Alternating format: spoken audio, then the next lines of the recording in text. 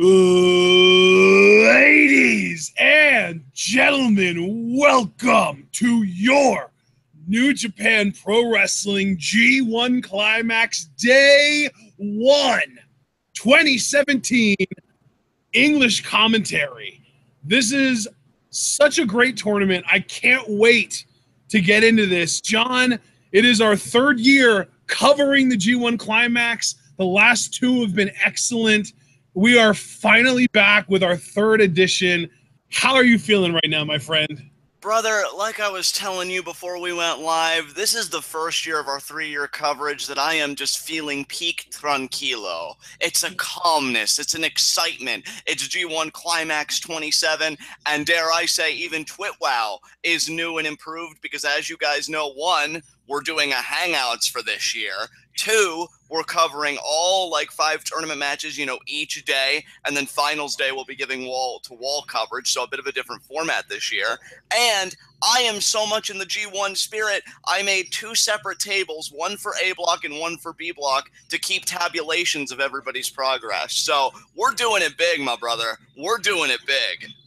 It's worth noting that a win in the G1 is worth 2 points, and a draw is worth 1 point for each competitor. While losing a match, you don't win any points at all.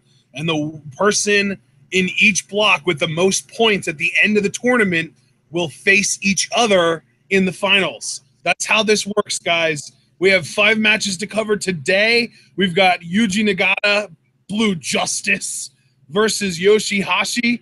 We've got Togi Makabe, the Unchained Gorilla, versus Bad Luck Fale, the underboss. We've got Hirooki Goto versus the Stone Pitbull, Tomohiro Ishii. We've got the former ace himself, Hiroshi Tanahashi, taking on the British import, Zack Sabre Jr.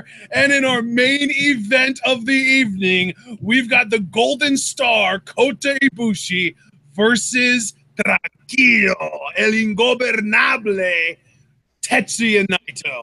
I am super psyched for this. John, are you ready to do this? Let's get into it, my man. All right, we have got our New Japan World players open and set to 1 hour, 30 minutes, and 45 seconds. We are currently staring at the beautifully aged face of Blue Justice himself, Yuji Nagata, with a referee checking him down to make sure he doesn't have any illegal weapons, but he's an honorable man, so we don't have to worry about that. And we will be hitting the play button when I count down from 3 and say go. So we're not going to do 3, 2, 1 and you hit the play button on 1. We're going to do 3, 2, 1 go and you hit the play button on go. So hopefully everybody is able to catch up to us. If you're not watching this live, hopefully you were able to pause to catch up to us. If you are watching this live, hopefully you've got a quick mouse finger and you were able to scroll to the timestamp before I get to the countdown. I've been stalling long enough. Let's do this. 3, 2, 1, go. And there's Nagata, and there is his opponent, YOSHI-HASHI. We know YOSHI-HASHI likes to put people away with sort of a pump handle driver that he calls karma. Absolutely. And Yuji Nagata, he has, of course, that bridging Saito suplex, and, of course, the backdrop driver. The backdrop driver. Yes, and now look at this full Nelson early. Immediately goes after the wrist. Working on the arm, maybe setting up that Shirome armbar that he uses.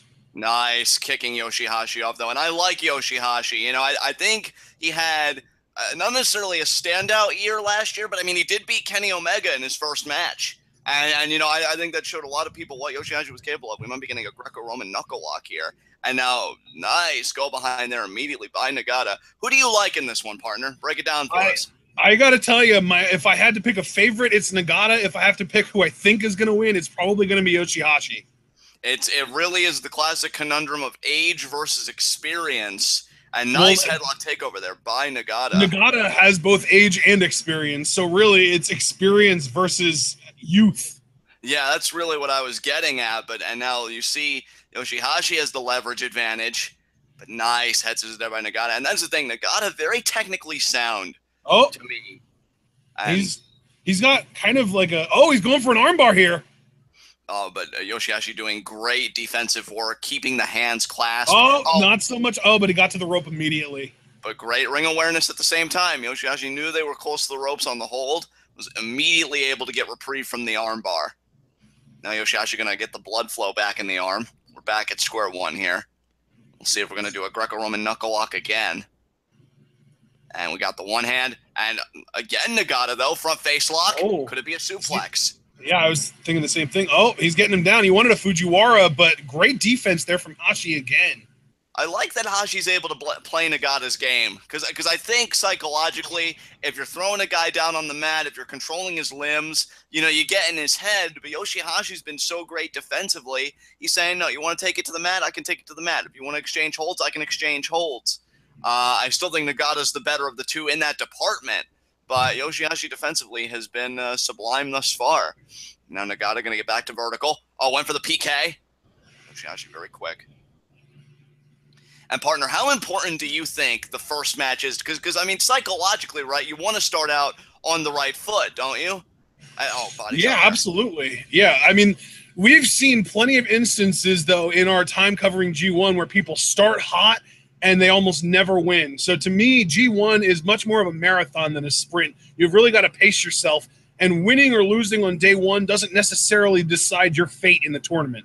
Oh, look at YOSHI-HASHI catching that shoot kick. Oh, but the elbow. That said, though, John, you've also got to take into account 2 points is 2 points. Whether it's on day 1 or day 18, it doesn't matter. Those 2 points are going to help you win the tournament. Yeah, absolutely. Absolutely. Oh, and then the knee there. And a clubby blow to the back of Hashi. Oh, what a kick there to the thigh. Thigh, yeah, I was going to say. And they're right to the face. Nagata bringing out a little bit of viciousness right now. Yeah, I mean, and you know what? I think it's about time. And this isn't a Johnny Scumbag thing. Oh, nice knee to the midsection. But, I mean, you think about Nagata the past 2 years. I mean, who could forget the year with the rib problems? And now YOSHI-HASHI, though, grabbing the leg, and then right into the guardrail goes Nagata's back. So I think Nagata being the one that's vicious for a change and picking body parts apart, I mean, that could be the key. Because isn't this his last G1 as well? Yeah, I believe this is Nagata's last G1. I think that has been announced, yes. And yeah, I'm glad I brought that up because you want to go out on a high note. Can you imagine in his last G1, if Nagata was able to win his block and potentially win the whole tournament, main event of Wrestle Kingdom potentially one last time and go for the big gold, go for the IWGP Heavyweight Championship and another chop there by Hashi. Hashi kind of has an arrogant vibe to him right now, doesn't he? I think he does. I mean, look, the guy's been navigating the water of singles for a while now, you know, particularly the heavyweight division. And again, you know, he's had mixed results. He hasn't been terrible, but I don't think he's really reached his full potential yet. He hopes to start that here. Another chop there to Nagata. Nagata trying to eat it. And partner, I mean, you said something very poignant to me earlier, right? You said that you figured G1 is more of a marathon, not a sprint. I think you could look at the individual matchups the same way as almost a kind of war of attrition. Wouldn't you agree? And now absolutely. To me, the G1 Climax is the most physically demanding event in the world of pro wrestling. You can look at a 60-minute Iron Man match. You know, you can look at a 2 out of 3 falls match. None of that really compares to the physical toll put on the wrestlers' bodies by the G1 Climax. Because we're talking about 20 of the best athletes in the world of pro wrestling. And they all want to win desperately. So you're going up against somebody who wants to win just as much as you. No matter how much you think you want to win more than them, they want to win just as much as you. And you are going to be fighting them for 10, 15, sometimes 20. We saw last year Okada Tanahashi went to 30 minutes. And you're doing that 9 times over a 3-week period. It is grueling. So in a match itself, yeah, you need to pace yourself because if you burn yourself out too early, you will lose. And why? Wow, look at that. YOSHI-HASHI slapping the back of the head of Nagata. I'll tell you, that is YOSHI-HASHI. Look at this. Disrespect. And Nagata, oh, that was a straight slap. Oh, my God. Oh, Nagata slaps the taste out of his mouth. Forearm. I know Nagata trying to fire up here. Chop. Trying to suck it up here. Forearm. Oh, that was a slap. And now, Nagata kitchen sink. Kitchen sink, yes. And Nagata, let me tell you, he's getting into that Nagata's gear, confused. He's not understanding why all of a sudden YOSHI-HASHI, of all people, is being a disrespectful prick. Well, maybe it's about YOSHI-HASHI sending a shoot kick. Well, that message was received. And another shoot kick. The back. Oh yeah, he's pissed. You pissed Blue Justice off. See, this is the Nagata I've been wanting to see because we talk about it being a war of attrition. You're an older competitor. You need that fire. You need that aggressiveness. And honestly, I know he's Blue Justice. I know he's a virtuous guy, but I would try and exploit the rules, exploit the environment in whatever way I can, being that older competitor. That's why I'm excited for Suzuki's performances in the B block. I know another slap there. Jesus. Oh, that one really stunned Yuji. Oh, right back, though.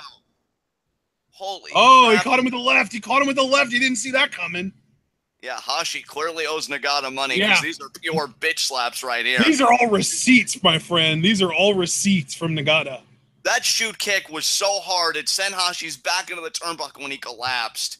Yeah. Oh, my God. Nagata put a lot of force behind that. You can tell he's angry. You don't disrespect someone with his kind of credentials. I think Nagata's become kind of an emotional favorite in this tournament here at TwitWow in our 3 years of coverage. Nagata, I mean, we're talking about a former two-time IWGP Heavyweight Champion, two-time IWGP Tag Team Champion. He's been the Never Openweight Champion. He won the G1 Climax in 2001. He's won the G1 Tag League twice. This is a very decorated performer, and YOSHI-HASHI slapping him around like he's a young lion. It's messed up. And now, could it be a T-bone exploder? And it is. Beautiful exploder there by Nagata. He's going to hook the leg. 2, and Hashi kicks out. Only a 2 count, yeah. I mean, that's an impressive. Say what you will about YOSHI-HASHI. He's being disrespectful. He's being a dick right now. But at the end of the day, he's still a great wrestler, and he's still keeping up with Nagata. And indeed he is. And, you know, speaking of Nagata, it's funny you mentioned that he won G1 Climax in 2001. It'd be amazing if he could repeat the feat 16 years later. And now, Hashi lands on his feet, waist lock. Back elbow. Back elbow again. Off the ropes. Goes for the boot. YOSHI-HASHI off the ropes. Blockbuster. Beautiful blockbuster there by YOSHI-HASHI. And Hashi, you can see the fatigue on his face. I don't think he expected this kind of fight from Nagata. He calls that move the headhunter, by the way. That front flip neck breaker. He calls that the headhunter. Very nice. Very nice. And you see now Nagata trying to get his bearings together here. It's been very difficult. Now he's in the corner. YOSHI-HASHI in the corner. Hashi may be thinking about charging here. He is charging. Nice shot there. Big chop. Yeah, I was expecting a lariat, but we got a chop. Off the ropes here. Nagata with the over-the-head belly to belly. That was perfection. You couldn't ask for better form if you tried. And now he's got YOSHI-HASHI by the hair here. I know a lot of Americans know Bret Hart as the excellence of execution, but in Japan, everyone is the excellence of execution. That's certainly true, partner.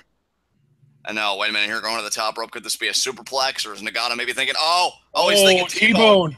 Avalanche T-bone suplex here. I think Hashi's fighting out of it, though. Hashi's fighting out of it. Headbutt there. Is he going to go for a sunset flip? No, powerbomb. Wait a minute. Does Nagata have a counter, though? I don't think he does. It doesn't look like he does. Sit out powerbomb. He didn't even sit out. Jackknife 2. No, Nagata's still alive. Nagata kicking out of that. And YOSHI-HASHI just kind of wondering, what do I got to do? I mean, he does still have karma, that pump handle driver.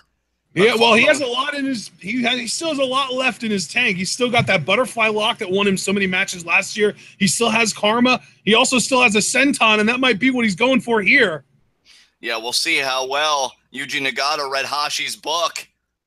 Senton, he got it. He hit it. That might be it. We've seen him win matches with that too. No. Okay, Nagata does kick out of the senton. All right, well. That's kind of the first bullet in. Oh, there's the butterfly lock. That's the second bullet. I was going to say in YOSHI-HASHI's chamber, he out of 3. We're seeing it now. And like I said, he won a lot of matches with this last year in G1. I think he won like 2 or 3 of his block matches last year with this. I will say, partner, and hopefully Nagata doesn't tap out while I'm making my point. Nagata, again, is a great technical wrestler, a great counter wrestler. If anybody could figure out a counter to this, it would be Nagata with all of his experience. Oh, absolutely. But Hashi seems to have that butterfly lock in tight.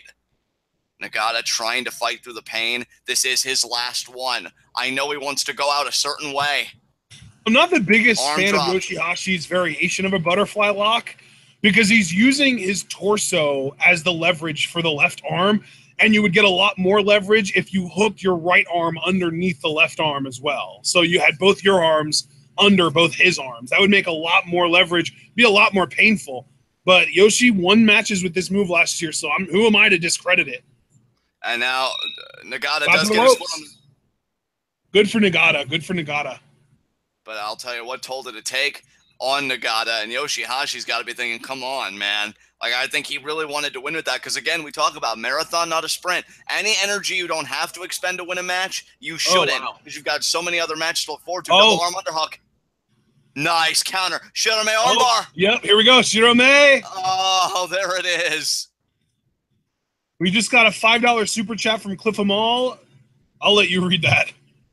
Fuck you, sexy star, you two-faced bitch. Get me my goddamn pineapple pizza and go back to boxing because you can't wrestle out of a paper bag. Back to G1. I couldn't have said it better, Cliff. Back to G1 indeed, as Yuji Nagata is cranking on that Shirome on YOSHI-HASHI. And now look at these repositionings. Oh, that's smart. That's smart. Yeah, he's really cranking on it, and now YOSHI-HASHI is nowhere close to a rope.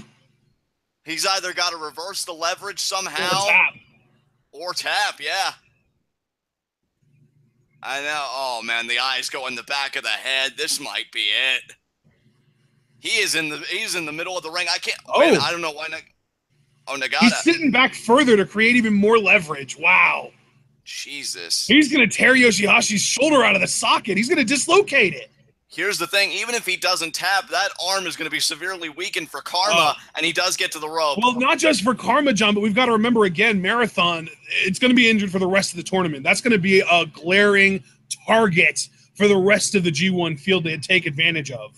Excellent point, partner. And oh, God, arm breaker. And yeah, we saw the target theory in effect a couple years ago when Nagata had bad ribs in the tournament. Exactly, and now, what a knee, Shining Wizard. Oh, backdrop driver! And he got the release variation. Goes right for the pin. One, two. No, wow. Look at YOSHI-HASHI. You can't fault Nagata either. That cover was perfection. It was deep, and he got both legs. Hashi was just that tough. And now he's got control of the wrist here. He's got Hashi by the hair slightly. Oh, no, this is going to be the actual backdrop driver. Oh! Look at this counter. Small package. Two. No, Nagata kicks out. Kicked out. Oh, the reverse enziguri there. Yeah, inverted enziguri there by Hashi. I'll tell you, this match has been better than I expected it to be. I'm not going to lie. I mean, that counter to the backdrop driver by Hashi into that cradle was brilliant. I'm never surprised when a Yuji Nagata match is good. Yeah, really. He's always like that guy that just floats under the radar, but will always give you a good matchup. And Nagata now, almost there to regain vertical. Hashi the same way. He's regained vertical. Could it be the desperation? No. Boot. Now it's going to be. Yeah. There it is. One, two. No, not even close. Nagata kicked out as the referee's hand hit for the two. Man, and you got to wonder, partner, if sometimes, the foolish pride gets in the way of the tournament because these guys have been fighting so hard. But you have to figure you have so many other matches to go in your block. But, I mean, both these guys know a win is a win, and it's 2 points to your point that you made earlier. Now the forearms there by Hashi, but Nagata. Oh, what a forearm by Nagata. And another forearm by Nagata. And a third forearm by Nagata. Oh, and the kick. What a kick. Oh, Hashi's on rubbery legs to me, partner. No. Oh, he went for the boot, but his knee got jammed up on the turnbuckle. Here comes Hashi. Larry in the corner. He's setting Nagata up on the top rope, on the top turnbuckle here. What is he? Is he? Oh, geez, he kneed him in the stomach. Two. But that's not it. Still. Nagata is still in this match. He is not giving up. No, he is not. Man, that is just unbelievable to me. This man's conditioning is absolutely incredible. We've got to remember, Yuji Nagata is closing in on 50. He is 49 years old right now. He'll be 50 in April of this coming year, and his body has not failed him yet. And you just saw that he fought out of Karma. Oh, but now YOSHI-HASHI maybe thinking sleeper. Oh, look at that. Inverted lung blower there. Oh, now Hashi saying that's it. That's it. That inverted lung blower preceded by a slight sleeper. That might be enough to get Karma, and if he gets Karma, it's over. Oh. Is he going to get it? He does. It's That's over. going to be it. Hashi for 2 1, points. 2, 3. 3 count. And YOSHI-HASHI picks up a win. Nagata 0-1. Update your table, my friend. Absolutely. Absolutely. What a match that was. Goddamn. Yuji Nagata might have lost that match, but he is still so good. Indeed he is, my man. Indeed he is. YOSHI-HASHI, though, getting off to a hot start. We saw last year, didn't he start out with like 3 wins in his first 4 or 5 matches? He started hot last year too, didn't he? Yeah, I believe he did, because I know he beat Kenny Omega, but I'm not sure if he won like his next match after that or what. But yeah, I've just updated the tables. We have got YOSHI-HASHI with 2 points, Nagata at 0 points, taking the L. And I'm going to add to this. I didn't think to add it at first, but when we close out day 1, I'm going to write all the names like down below outside of the tables, and I'm going to keep tabulations of points that way as well, like cumulatively. So we'll have certain guys for 2 points, other guys for 0, and so on and so forth. So yeah, I'm glad I'm keeping track of it this year, because I always had to consult you like, oh, and now I don't even have to ask. Like, I just consult my tables. So Hashi getting the win. What'd you think of that match, partner? I already said Nagata having a good match never surprises me, and he did it again here. Nagata and YOSHI-HASHI both put in a lot of work there. And then YOSHI-HASHI might have come out with the win, but I thoroughly enjoyed that match, and I appreciate both performers. Absolutely, man. Absolutely. And YOSHI-HASHI. Our next match, though, John, we've got a kind of a clash of the titans in a way, because we've got the Unchained Gorilla, Togi Makabe, taking on the underboss, Bad Luck Fale. This is just going to be 2 big, strong guys running into each other at high speeds. Like, these guys are just going to, Jim Ross likes to refer to these kinds of matches as slobber knockers, and I can't think of a more apropos term to coin this match than a slobber knocker. I mean, I would certainly have to agree with you. And I'll say this right now, partner. I'm going to lock in my pick early. I think Fale is going to beat Makabe. Makabe was very impressive last year, won his first string of matches, but then in the latter half, everything kind of fell apart because people figured out his strategy. But with Fale, I feel like he's not as repetitious as Makabe. I know we're all repetitious on a certain level, but I think with Fale, it's more he's just in general hitting his stride right now. And I don't think Makabe, even him, with all of his stopping power as the Unchained Gorilla, I don't even think he has enough power to stop the momentum of Bad Luck Fale. That's just my prediction. Let's send it over to you, partner. What do you think about this matchup? Well, the last 2 years, these guys have been in the same block, and Fale has defeated Makabe in under 9 minutes in each of the last 2 years. So, I mean, really, smart money almost has to be with Fale. I want Makabe to win, but if I'm placing bets, and I don't, but if I was, I'd have to put my money on Fale. It's just where the smart money would be. Yeah, and I feel like even those prior 2 years, Fale didn't have the momentum. He didn't have the profile that he has this year. No. He's had the bouts with Okada. He's kind of moved up in the Bullet Club a little bit, gaining that prominence. I heard that in the G1 special in the US, which I know we all watched day 2 together, and oh my God. That was kind of funny. But, in day 2. Wow. Yes, well, maybe he should have watched where Fale was going. You got exactly what you deserved. Get a nicer suit next time, too, you fucking hack. Anyway, I hear that Fale is surprisingly over in the U.S. So, I don't know. I think things are kind of clicking for Fale right now. And we'll see how things go. Yeah, that ref can get some, too. But I know you and we have been fans of Makabe for some time. He is the Japanese Scott Steiner, according to the data that you kind of gathered on him and Makabe's whole history. Well, the reason that I say that is because for the longest time, Makabe was a very talented technical wrestler. And I shouldn't say that as if he's not anymore. He still is. He just chooses not to use it because now he's more just about clobbering people in the face with punches and elbows and strikes and forearms, and he still occasionally will throw, we've seen him use the Northern Light suplex in almost every match after the 10 count punches in the corner, but for the most part, he's just all about strikes and just punishing his opponent now rather than out technical wrestling them. I just want to say very quickly in chat, I'm trying not to pay it too much mind today since this is English commentary, but Mark Schoeneman asked for a timestamp earlier that I missed. Mark, if you're still with us, we are currently at 1 hour, 52 minutes, and 17 seconds, 18, 19, 20. So see if you can sync back up with us. As you see, Fale there just shoved Makabe, and Makabe responds with a forearm. Back and forth these two go. And Fale already has that advantage. Oh my God, that forearm by Fale. Well, and that's another reason, though, that I compare Makabe to Scott Steiner is because of just how ornery he is now. Absolutely. And shoulder block there. This is what I'm talking about. Two large men colliding at high speeds. Just shoulder block after shoulder block after shoulder block. The amount of testosterone in the ring right now is ridiculous. Oh, absolutely, partner. You freaking know it. And now Makabe shaking his head. They're taking it to the outside already. I feel like this is where Makabe usually loses his advantage. Now, partner, I got to ask you something since you kind of gave us the brief sketch of, Makabe and Fale's history with each other in the context of G1. As you see Fale there reversing the Irish whip, and Makabe's ribs go right into the guardrail. Do you think Makabe is more fired up and more motivated than usual because he hasn't beaten Fale in a G1 context and he really wants to get that win? Oh, that's definitely possible, yeah. I mean, these guys aren't stupid. They remember. They know.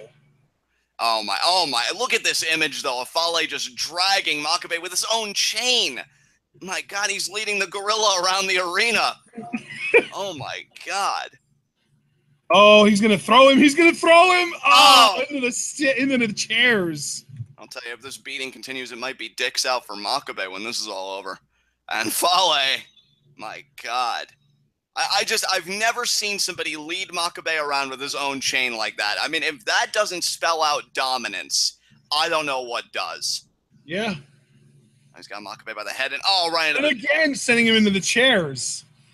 Didn't I say this is usually when they go to the outside is usually when Makabe loses his advantage? What happened? Yep, and he lost his advantage. Jesus. Another funny observation I have about Makabe is that just based on like his attire and his hair and all that stuff, he looks like Okada in a dystopian future. Oh man, and again, just Fale just throwing Makabe around like he's nothing. I just collapsed the guardrail too. But see, again, and I hate to be a broken record, but we think about the nature of the G1 tournament, and is this just Fale pleasuring himself? Look at me imposing my will on this guy when you should be getting wins and getting out. He closes the gate behind him, but Makabe's following suit. I was going to say, yeah, Makabe, you would expect after that beating for Fale to have a shot at a count-out victory, but Makabe is already on his feet, making his way back into the ring. He is determined not to let Fale go 3-0 against him. And that's the thing. It could be that desire. It could be that anger that drives Makabe. But look at the stomps there by Fale. And now just choking with the boot. My God. A foot that size right on your chest. I could think of so many better ways to spend my evening. But Makabe's here fighting tooth and nail with Fale. Oh, scoop slam time. Wow, he lifted up Makabe like he was nothing. Wait a minute, what's Fale thinking? This is still a 240-pound man, and now he's sitting on him. Makabe is 240 pounds. He's one of the biggest guys in New Japan. He's not the biggest guy in New Japan because that's his opponent, Fale, but he's one of the biggest guys in New Japan. If Fale just scoop slammed him like it was nothing. And part of we think, wait a minute here, Makabe. Flipped him off. Oh, God, Samoan drop, though. Fale, you dominant monster. Goes to the pin. And partner, I had to ask you something. That was a weak kick out, too. It was a weak kick out. I wanted to ask you something, too, if you didn't mind, given that Makabe is still struggling here. I think what makes Fale such staunch opposition to Makabe as well, such intimidating opposition, is that even Makabe's hack that, yeah, other people have figured out by now, with the ring post and the German and then the King Kong knee drop. I think with Fale's size, can Makabe even execute that maneuver? I think that's even got to be out of his repertoire, isn't it? And now just kind of stripping the boot. I think the real question is whether Makabe is able to get Fale on the top rope, because I don't think Fale is going to the top rope on his own power. So Makabe would have to lift him up and get him there, and I don't know if he can do that. I mean, Fale is the... Is Fale going to win this by ref decision? Is Makabe that out of it? Makabe, no, he's shaking his head. No, Makabe doesn't want to give this up. Again, foolish pride might be the phrase of the day because Makabe still wants to go through with this. I mean, my God. You can see the mouth guard. What an image. Makabe's face there as he's trying to get up. And now look at that. He's imploring Fale, give it to me. Give everything you got. And there's a forearm. Fale obliges. Damn, Makabe. You scary. Absolutely. And another forearm there. Barely and Makabe conscious and still asking for more. Jesus. Tell you, Makabe, that fighting spirit he wants Fale. He wants to beat Fale. Knee to the midsection. Oh, is he going for the bad luck fall already? Could be bad luck fall. Is this seriously going to be? No, Makabe's fighting out. Okay, Makabe is on his feet, but man, Fale just has his number, man. He really does. And wait a minute here. Lariat! Yes! Oh, and it barely even took Fale off his feet. Jesus. He went down to a knee, and Makabe fully crumpled from his own momentum. That's how fatigued he is. That's how much Fale's beating him down. Yeah. And see, dude, I think the inverse may also be true. I mentioned earlier, you know, Makabe's anger and his desire. Fale may have a bit of arrogance and complacency. Like, I've already beaten this guy twice the past 2 years. You know, the best indicator. And meanwhile, Makabe is that much hungrier for a win. Exactly. Lariat in the corner. Now sends another Lariat in the corner. I wonder if Makabe is going to invent a new cheat code this year that doesn't involve the ring post. That's a great question. 7, 8, 9, 10. Is he going to be able to do the Northern Lights here? No. Oh, Fale's blocking. Oh, man, Makabe. The stopping. You are so screwed. Oh, another lariat. No, that worked. It took him off his feet. 2. Oh. And that was still a forceful kick out by Fale. Yeah, it was. It wasn't even like a one shoulder up kind of thing. That was full body kick out. Exactly. And now, just a shoulder block. The power of Fale is ridiculous. Oh, he's going up. Going for the splash. He hit it. Splash. 2. And Makabe just kicked out.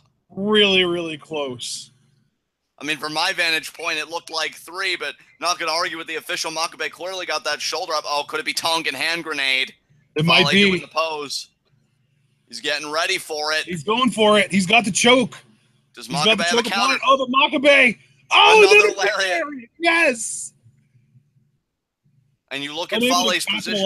Though, unfortunately, Makabe, that lariat took almost as much out of him as it did Fale, and Fale is actually recovering faster than Makabe. Oh my God, that just shows you the monstrosity that Fale is. Now Fale is going to take refuge in the corner. Makabe may not allow it. Charges. And he missed the lariat.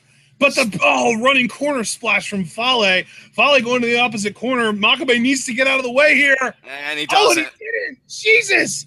Makabe, what are you doing? Fale is dominant right now. Fale, I told you, man, he's in his stride right now. I said that at the very beginning. Is Fale a bit of an underdog pick to actually win G1 this year? Wait.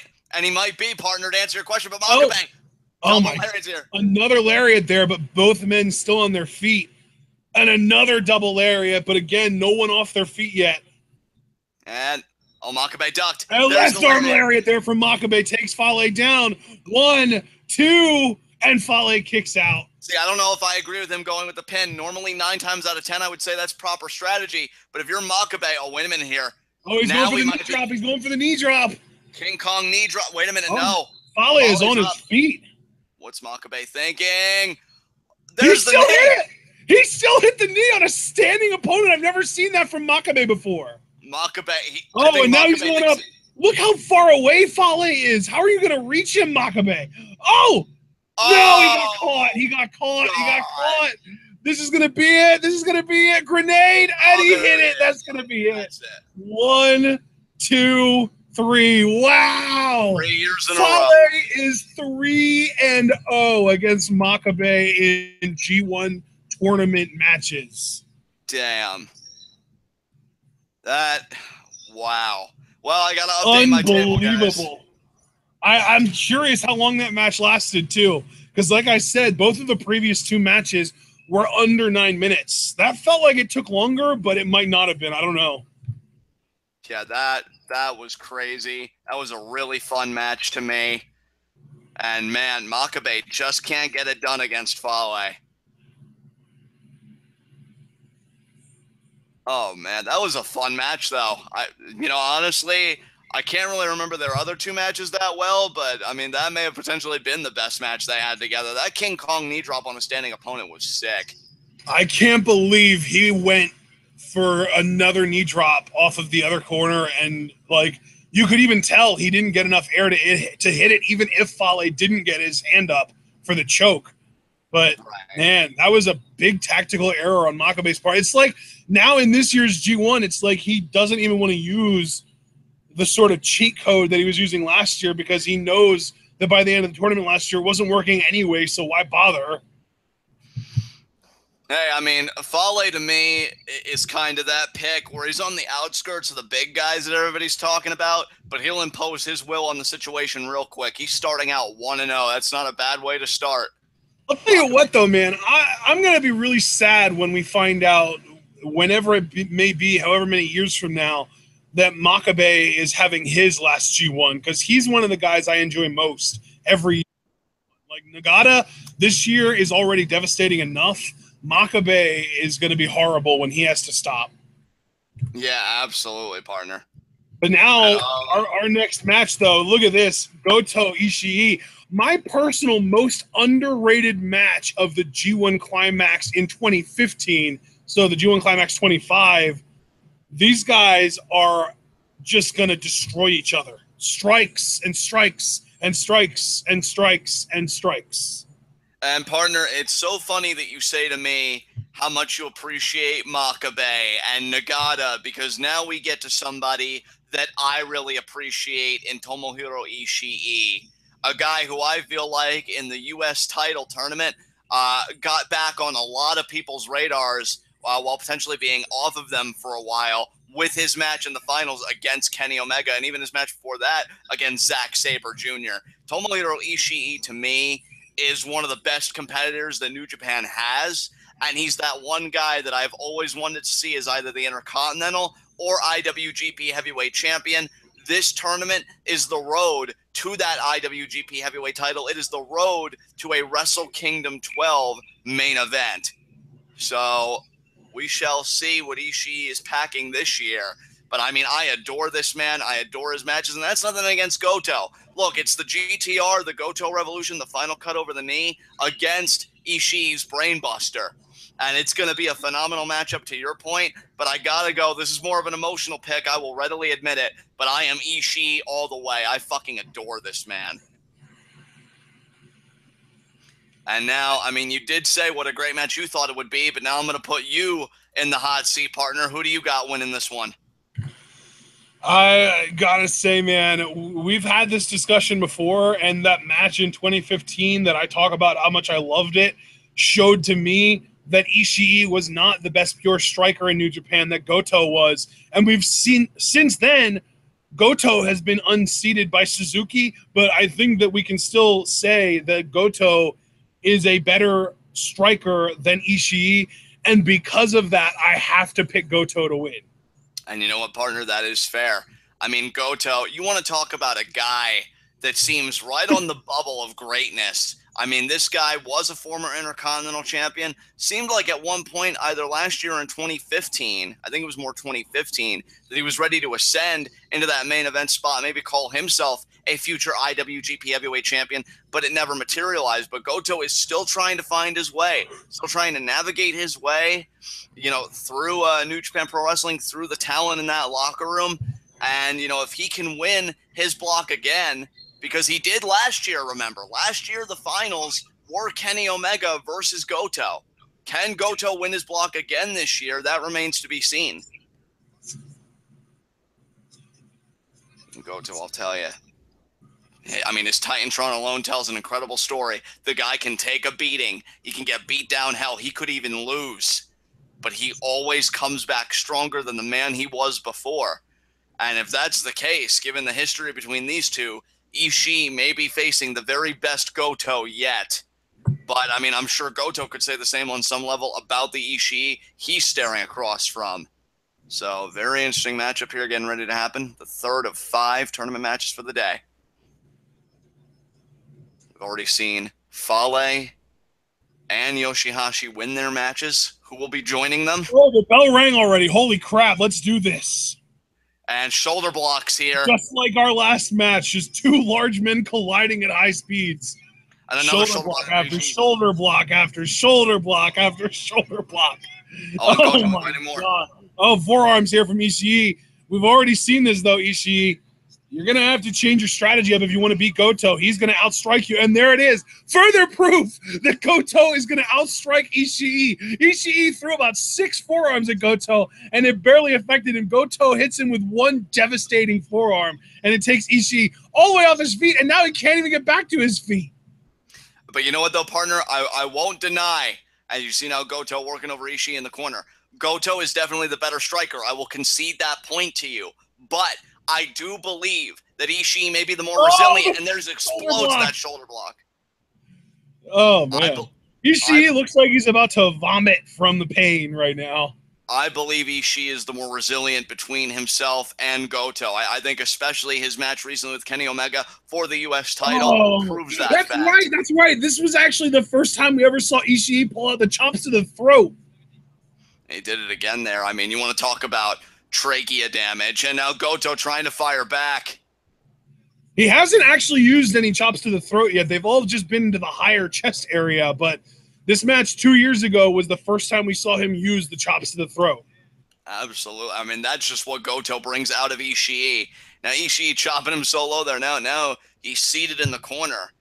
And Ishii with the foot choke. I love that these guys have no qualms getting aggressive with each other. You can call it bullying, you can call it whatever, but these guys know what it's about. It's about G1 Climax. It's about the chance to face the world champion, but not just at any venue, the venue, Wrestle Kingdom in the main event. There is no greater honor in this business, in New Japan Pro Wrestling, than main eventing a Wrestle Kingdom with the champion and having the chance to call yourself the champion when the night is through. And now Ishii throwing those headbutts. And Goto, their nice overhand chop. Another overhand chop. But the thickness of Ishii, he's eating it. And there's another headbutt there by the Stone Pitbull. Baring his teeth at the chance to win G1 Climax. I'd love to see Ishii win his block, but Goto's already one hell of a hurdle. First match out.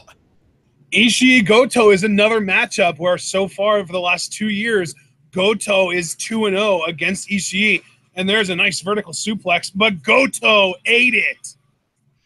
And now Ishii just kind of looking, and forearms there. Ishii's eating those as well. And forearm there, nice by Ishii. Kind of a reverse situation for what we saw to open the match. Oh, Ishii off the ropes. Goto follows through. Oh, but Ishii, look at that pivot by Ishii. Oh, still ducked the lariat, though. Ishii ducked the lariat again. These guys are going at it right now, and there's a lariat from Goto. That sequence was it. Yeah, the mind games that are happening right now between these guys is incredible. Like I said, Goto has defeated Ishii in each of their last 2 G1 bouts. The only time Ishii has ever defeated Goto in a G1 was when Goto was forced to forfeit their match, I believe due to injury.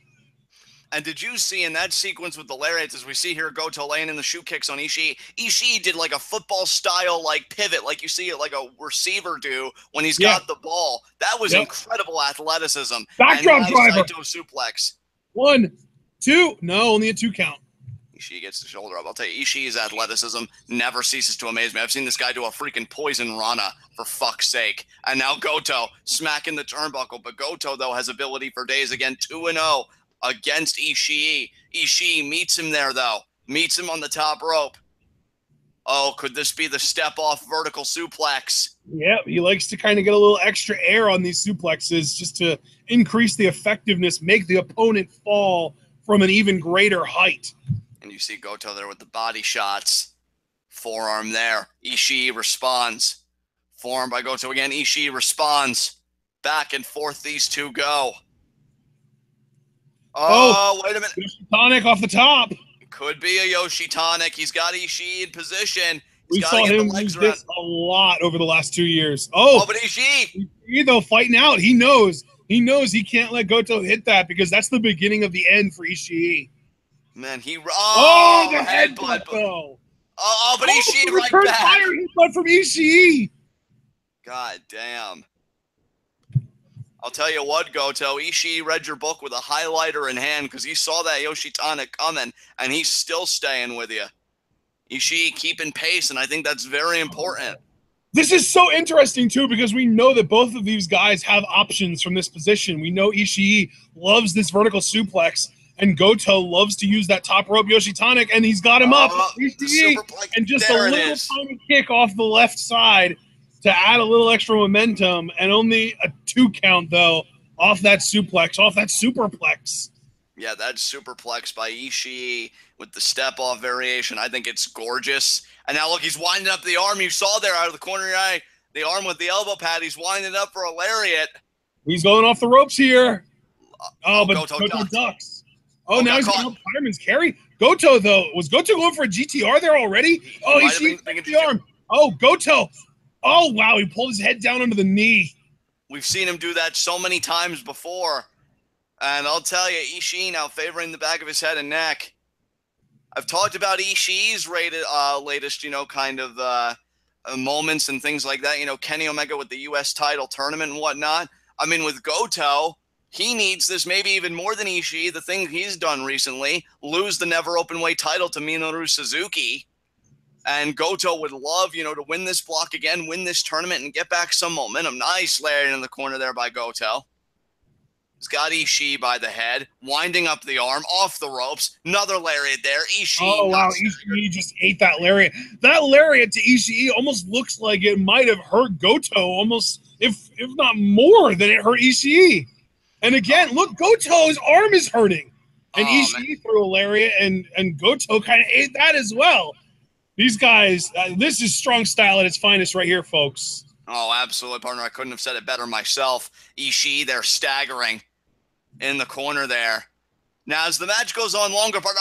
Ishii with the lariat, but I thought Goto was going to go down. He did not. The longer this match goes, do you favor Goto more or Ishii? Because, I mean, Goto does have the winning record. And another lariat there by Goto. Goto is a bit more svelte, and Goto is a bit younger. So if I had to choose an endurance advantage here, I would have to pick Goto. Oh, and another lariat by Ishii, but neither of these men will go down. Yeah, these guys are just throwing bombs right now. My God. Oh, look at that. My God, Goto took down Ishii with the double lariat there. Wow, that imagery of Goto just powering through, taking down Ishii. Oh, see, fireman's carry here. What's he going to do out of this? What's coming? Roshi John.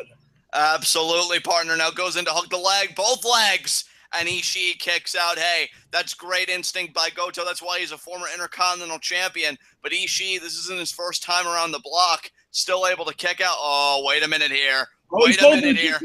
No, but Ishii got out of it.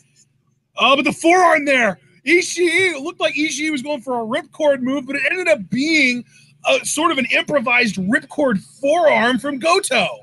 And now Goto measuring his man. He wants Ishii to get up.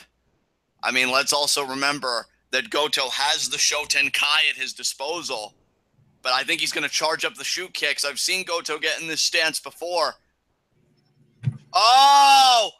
Jumping into Giri from Ishii. That's that athleticism. Counter. That's that athleticism. He hides it well. Oh! I thought he was going for a pile driver there, but he's sit out, or not even a sit out, a power bomb though.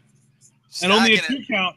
I'm kind of surprised. It seemed to me almost like Ishii was going to try and transition into a submission after the kick out, but he did have to let go of Goto's legs. I've always thought that move would be better if he did transition into he's moving the low angle lariat. He hit it. That might be it. 1, 2, and Goto kicks out. What I normally find with these matches is it ultimately comes down to a finisher. Who hits their big move first? We saw YOSHI-HASHI beat Nagata because he hit Karma. We saw Fale beat Makabe because of the Tongan hand grenade. So, I mean, you know. Oh, and now he might be setting up for the Brainbuster. We know he wins a lot of matches with that. If he gets it, no. Sleeper. Oh, Goto with a sleeper. Maybe a little bit of a tribute to his friend Shibata. Yeah, and plus it's a great setup before a GTR for sure. Unless Ishii. It's also a great setup for a PK if he decides to go there. Oh, Goto, what a counter! Now Goto reverses. Yeah, well, yeah, kind of is. No, he's got his hands hooked. That's not a guillotine. Oh, wait. No, well, now it's kind of just a front face. Like, he may be thinking, I don't know if it's still a submission or if it's stopping power. Oh, wait a minute here. Oh, and now he's turning him around. He wants a GTR. This is going to be it here. No. Forearm from Ishii. Ishii off the ropes. Goto with the lariat, though. Oh, but he ate it. Lariat from Ishii. Goto ate that. Double lariat, these guys. Jesus. I thought Ishii was getting ready to lose this match. And they both collapsed. Ishii collapsed in a really awkward way that bent his knees the wrong way. Oh, well. Geez, that's always concerning. I mean, you figure knee problems quite prevalent in this industry, and it's a long recovery time when you have issues with the knee. So I hope Ishii's okay. But, I mean, Goto just collapsed. I thought we were getting ready to see the GTR. You could even hear my voice change. I was getting ready to shift gears and, say, oh, Ishii, he's 0-1, but Ishii's staying in it. Man, I'm telling you, his wars recently with Omega and other guys, they've built up his resilience. This guy can go. Goto needs to be prepared to go a little bit further, and I'm not saying he's incapable of that. Quite the contrary. I'm just saying he needs to be able to do that here. And now Ishii measuring his man. Forearm there by Ishii. Return from Goto. And another from Ishii.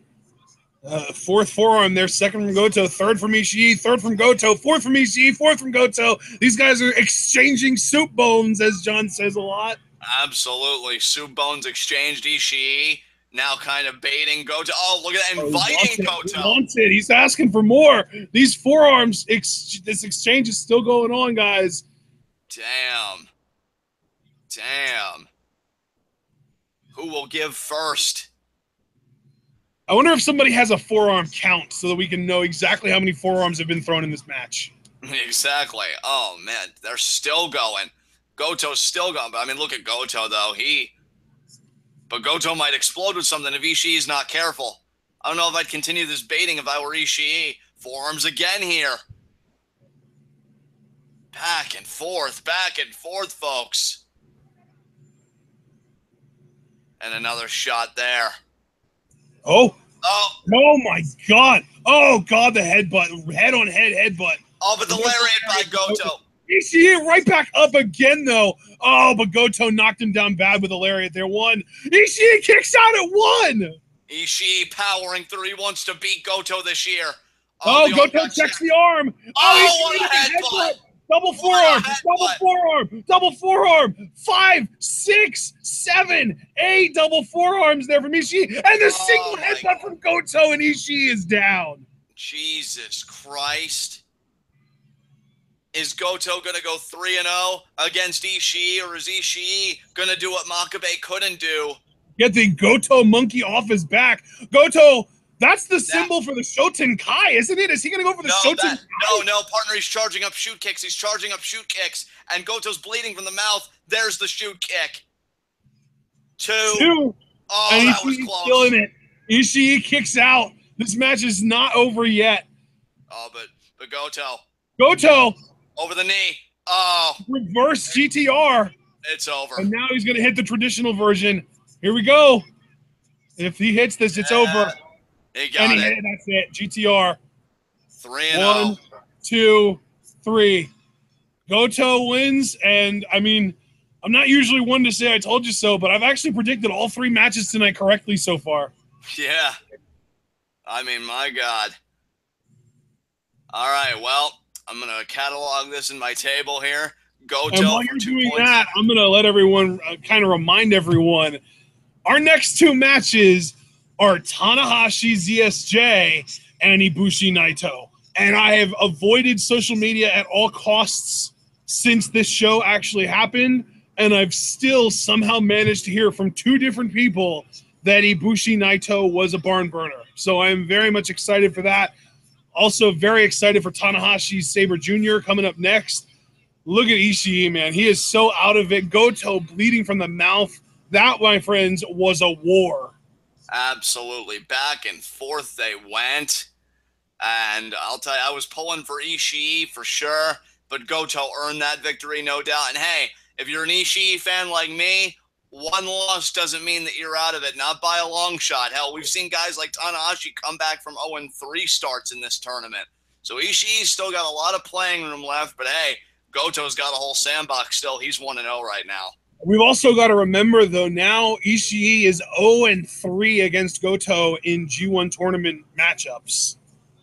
Yeah, and these are important for remembering later on, folks, because if Goto and Ishii would end up with the same amount of points, Goto would still win the block because he beat Ishii in their match. I'm not going to get into all that now because it's day one, but those are stats that you're going to have to keep in mind, folks, later on, because that's how they determine tiebreakers. So Ishii, that's why it's important to win. Hell, if you can win every match, you win every fucking match, because it's not just about the points, it's about who am I better than in the case of a tie. And Goto just solidified that he is better than Ishii, and it pains me to say that, but it happened. Goto earned that victory. So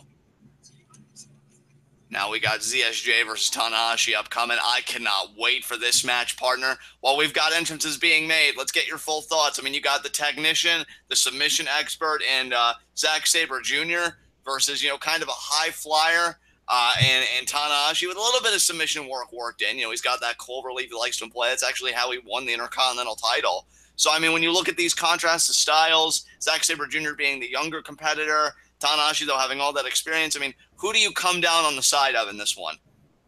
Well, I know that traditionally in G1 climaxes, we've seen kind of a trend recently where newer faces to New Japan will make a big splash by winning their first match in G1. We saw it last year with both Sonata and Marufuji. We might see it again this year from Zack Sabre Jr. and maybe even Ibushi. We don't know. Yeah, I mean, we shall see. And there is Zack Sabre Jr., who I should mention is a member of Suzuki Gun. And we talk about that factional representation. Bad Luck Fale getting a win for Bullet Club earlier, Hashi for Chaos, and for ZSJ. I mean, you got to remember, John, 2 years ago, I know I just said about last year with Sonata and Marufuji. 2 years ago, do you remember who defeated Tanahashi on night one? Wasn't Carl Anderson, I don't think. No, that was Nakamura, remember? Yeah, that was Nakamura that Carl Anderson beat. Who did beat Tanahashi 2 years ago? 2 years ago, Naito, in his new Los Ingobernables gimmick, defeated Tanahashi on night one. That's right. That's right. Yeah, that was a big deal because that was, we got to remember, that was actually the first year that we were covering New Japan, and earlier that year was Wrestle Kingdom 9, and you and I were both very unimpressed with Naito at Wrestle Kingdom, but then come G1, he showed up with this new Los Ingobernables attitude and defeated Tanahashi in what was really a barn burner of a match. And I mean, you figure Tanahashi and Naito, both in the context of this tournament and outside of it, have so much history. I mean, again, it was Naito who Tanahashi beat with that high-angle cloverleaf to become the IWGP Intercontinental Champion. And if you consult your G1 schedules, folks, on the last day of the A block, Tanahashi and Naito do face each other. I don't know how telling that is, because we don't know if somebody's going to come behind like Goto did last year and win the block anyway. But, I mean, you really should be keeping a close eye in that case on Tanahashi and Naito, and really you should on principle because they're two of the biggest names in the block. So now you got Tanahashi here. I'm really hoping that ZSJ tears a limb off, but, that remains to be seen. And I got to say that Intercontinental title looks gorgeous. And there you see all of Tanahashi's fans, very supportive of the original ace. And yeah, now Tanahashi getting in the ring here. This is going to be a very interesting matchup to me. I've been so curious since this match was announced how these two styles would blend together. And I mean, Zack Sabre Jr., you want to talk about staking your claim, as part of Suzuki Gun and really just as a part of the New Japan roster. You beat the old ace, and I mean, you immediately get a seat at the table. So for Zack Sabre Jr., this is a huge opportunity. Plus, let's not forget, partner, because I mean I've mentioned it a few times now for sure, but let's just explicitly state it. If Zack Sabre Jr. wins this match, that puts him in line for an Intercontinental Championship match because Tanahashi is the champion. That is true. You know what? I also want to correct myself. Naito defeated Tanahashi in G1 Climax 25, but it wasn't on night one. Night one, Tanahashi defeated Ibushi. So Tanahashi, I kind of felt like there was this trend of Tanahashi losing on night one, but as it turns out, that's not necessarily the case. He did lose on night one last year, but, you know, there's no real trend there. Tanahashi just got one-upped by Sonata last year. Yeah. And, I mean, last year was a bit of a rough road for Tanahashi because, you know, he had a bit of that losing streak to start. Obviously, he wants to start on a better foot this year, even though, I mean, let's be honest, even last year, Tanahashi came roaring back, didn't win the block because he ended up going to a draw. I believe that was with Okada, if I'm not mistaken. Correct. And, you know, so this year he'd like to avoid all that, sure. But again, just further proof. If you lose your first match, yeah, it's not great. You should obviously aim to win every match. But it's not a death sentence. Tanahashi was proof of that. And now here we go. Man, I can't wait for this. And you see Zack Sabre Jr., Tanahashi already trying to feel each other out.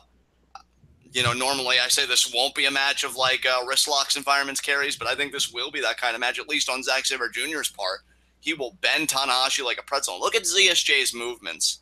I really just appreciate that. He's kind of moving around, you know, kind of breaking Tanahashi's focus. He's got that energy. There's the lockup. And now, partner, if you're Zack Sabre Jr. and you've got this technical acumen and the submission acumen, how exactly do you employ it? Do you think you go after an arm, you know, because of the sling blade and the high fly flow and all that, or do you go after a leg? Like, what body part of your ZSJ do you pick apart in your mind? Well, I know a couple years ago when Naito did beat Tanahashi, he was picking on his neck. And last year when Sonata beat Tanahashi, he was picking on his neck. So I think if you want to beat Tanahashi, you should probably go after the neck. That is a great point. You see Desperado there at ringside again. Zack Sabre Jr. is a representative of Suzuki Gun. Got that factional support there. Nice go behind there by Zack Sabre Jr. So quick on the snap. Standing switch, though, by Tanahashi. ZSJ, though, follows through. Beautiful. And we've seen ZSJ, when he gets in control of a limb, when he gets in control of a body, just generally speaking, he can bully people viciously, violently. And you know what's crazy too, John? This is the first time these guys have ever wrestled before. This is their first match ever. And that's why I'm so stoked about it, partner, for precisely that reason. And you see there Zack Sabre Jr. controlling the ankle. Now he's going to lay the leg down on the mat and control the other leg. And nice. Just has all the weight coming down on that other leg. Beautiful. Beautiful by Zack Sabre. And now look at Tanahashi, though, reversing the leverage. Say what you will about Tanahashi as far as just kind of being a jack of all trades, but really, when you've been around as long as he has, Jack is an underestimation. He's really closer to a master of all trades than a jack of all trades. Absolutely. Now look at this, though, by right into that cover. Brilliant maneuvering by ZSJ. And that's the thing, too. ZSJ, if you're looking at Tanahashi and say you're new to New Japan and you see this aura about Tanahashi and you think, oh, is he their Cena or this and that? In a way, yes. But, I mean, again, Tanahashi has tapped out before. Sonata's skull end once made Tanahashi tap out. So ZSJ getting a submission victory isn't beyond the realm of possibility. And wow. Wait a minute here. Look at this, though. Tanahashi trying to kind of bring Zack down with some leverage, but Zack using his own leverage. And look at this, Indian Deathlock. Brilliant. Just brilliant technical wrestling. Zack Sabre Jr. Proud. Is he going to be able to stand? Trying to give Tanahashi a Charlie horse. He is evil. Damn. Well, that's why he's such a perfect. Look at this. The double elbows on the thighs. Zack is evil. I'll tell you, I don't know if we have any. But Tanahashi, though. Nice. What is this? I'm not entirely sure what he's doing here, but he's trying to a modified surfboard because he's got both legs, but he's really focused on the one, so maybe more of an ankle lock. But now ZSJ, though, has the leverage advantage again. Now singles out the arm. I love this. I am loving this shit. And now, look at that. Tanahashi backed up against the ropes there. I don't know if we have any UK viewers right now, but I will say Zack Sabre Jr. is just a proud British technical wrestler. I mean, that British technical wrestling tradition, you can go all the way back to the likes of Dynamite Kid and others. I mean, just has such a rich history that Zack Sabre Jr. I think is really just a great contribution to that history. You know, and Tanahashi's got to be careful. But then again, hey, I may have my bias against Tanahashi, but the man is supremely talented. He was the old ace for a reason, because for a long time, until Okada really seized the reins, Tanahashi was running this shit. And now look at that wrist lock there by Zack Sabre Jr. Now he's going to hyperextend the arm slightly. And just bending that wrist. Oh, my God. Arms are not supposed to be able to bend that way. No, partner, no, they are not. That's anatomy 101. Oh, but ZSJ going right back to that arm. Oh, he is just cranking it all different ways. And now Tanahashi off the ropes. Kick. Yeah. Oh, ZSJ, the reverse of the Irish whip. And again, a kick. Kicked him right in the face. He kind of did, made it a little bit too obvious what he was going for there. Oh, now you see his favor in the arm. He was playing guitar, but favor in the arm. Nice. Arm drag there. Back elbow. Tanahashi now dictating the pace. Scoop slam. Oop. Tanahashi maybe taking ZSJ a little lightly in the armbar. Oh, and notice though, John, that black band on Tanahashi's arm is there for protection. Great point, partner. Great observation. As you know, ZSJ going to try and pull these hands apart. But I mean, Tanahashi's got a firm clasp to his credit, and now he's going to try and reverse the leverage. Oh, is he maybe going to try and turn it into a seated Fujiwara? I mean, possibly. ZSJ right back. ZSJ right back. Oh. Tanahashi, though, is very close to the ropes. ZSJ likes to play goalkeeper, though. He likes to do, right there. You see, if one of someone's limbs gets too close to the rope, ZSJ will just grab that limb and pull it into the submission. But Tanahashi got basically his whole body on the rope in order to get Zack to break that.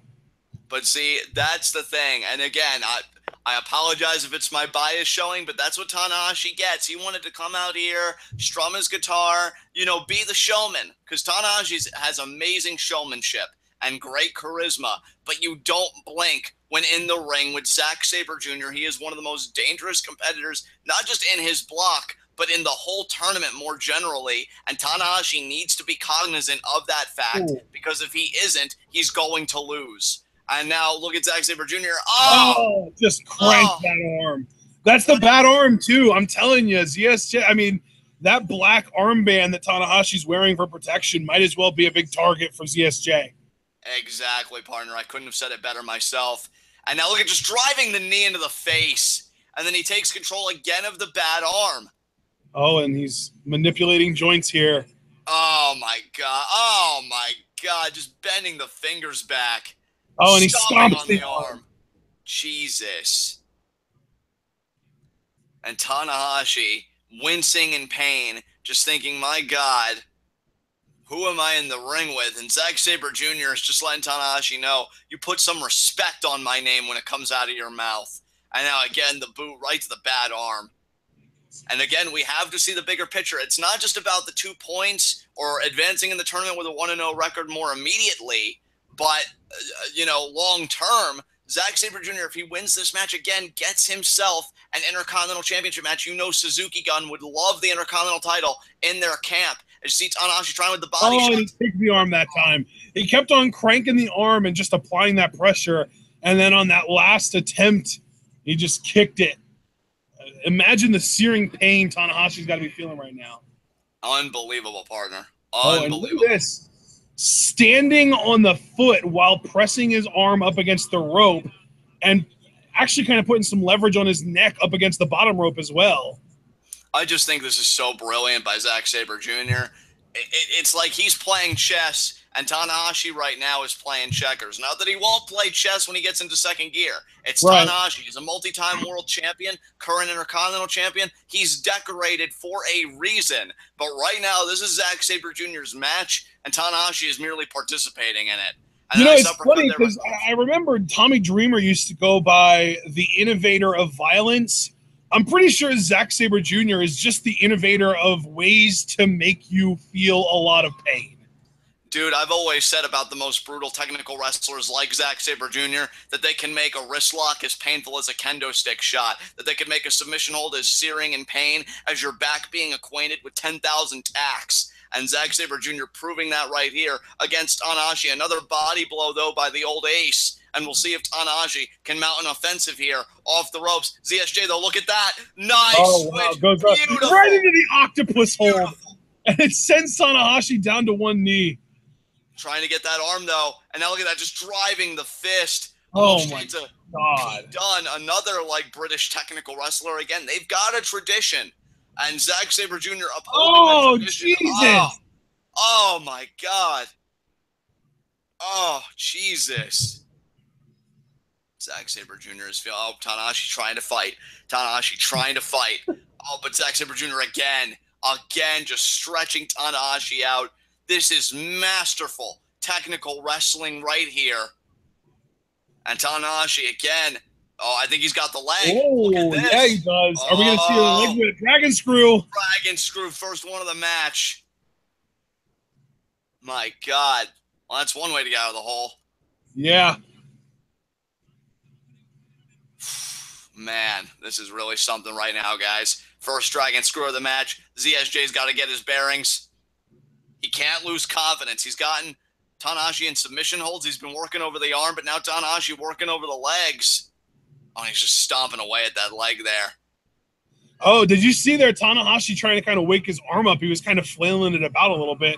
Oh, drop kick to the knee. Tanahashi, you know what? When you piss Tanahashi off enough, he will go into a full-blown bully mode, and he will pick your leg apart. We've seen it countless times.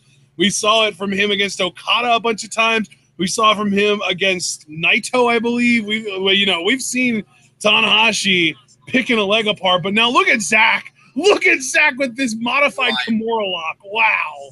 Unbelievable. This armbar here. Oh, wait a minute here. Look at Tanahashi, though. Oh, wow. I've never seen him do a dragon screw on a laying down opponent before. Yeah, laying down dragon screw there by Tanahashi to ZSJ. So now these guys have each taken away a limb from the other. And it could be the Cloverleaf. It's time for the Cloverleaf. That's how Tanahashi won the Intercontinental title. But look at Zack Sabre Jr. He's got the hand behind the leg. And now he's Tanahashi's go-to leg submission. But look at ZSJ picking on the fingers. Oh, my God. Brilliant. Brilliant. Oh, look at this. He's dislocating the elbow. Oh, my God. Oh, my God. Do you even want to play the submission game against Zack Sabre Jr.? I mean, I know again, Tanahashi. I don't think you want to just go against Zack Sabre Jr. at all. Like, here's the thing, John. I understand ZSJ having an effective strategy to win a match, but what we might not be taking into account is that ZSJ's strategy to win a match could also cost everybody he faces the rest of their tournament because of how much damage he inflicts. That's not just a one-match damage. It's long-lasting damage. He is causing joint and nerve damage to Tanahashi that he won't be able to recover from probably for months. So maybe the winner of this block is going to come down to who faces ZSJ last. And that is a bold claim, but partner, I think you make excellent points. And ZSJ sidestepped the out of the way. That was brilliant. Oh my God, and another kick there to Tanahashi. And you know what? That's the second time, partner, in the course of this commentary today that you've brought up the tournament in a long-term context, which I'm grateful for. Again, everybody needs to be mindful of that. The guy that you're seeing today getting his limbs torn off, he ain't going to be able to put it back together the next time he has to compete in a tournament match. And ZSJ, again, stomping on that arm. That arm is going to be Tanahashi's bullseye the whole tournament. Whether or not he fights through it is up to him. Now, I know he's more than capable of doing it. He's done it before. But it doesn't make it any easier. I'm going to be paying a lot of attention to Zack Sabre Jr.'s opponents, but not just when he faces them, but the weeks following as well.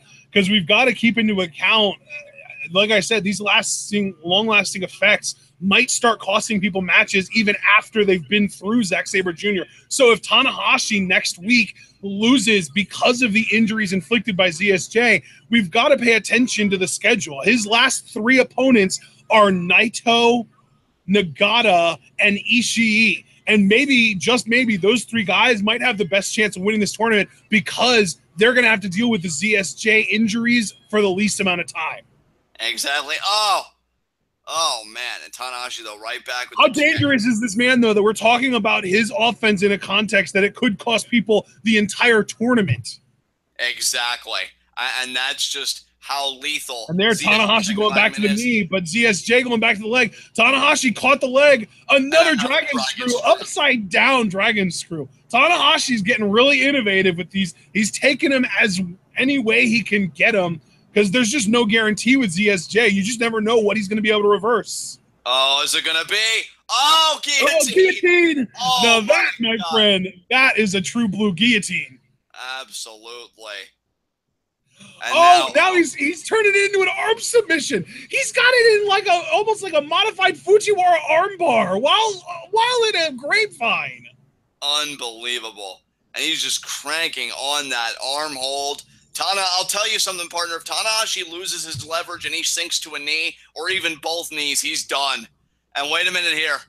Zack Sabre Jr. truly is the innovator of submission wrestling. Oh, what a neck breaker there by Tanahashi.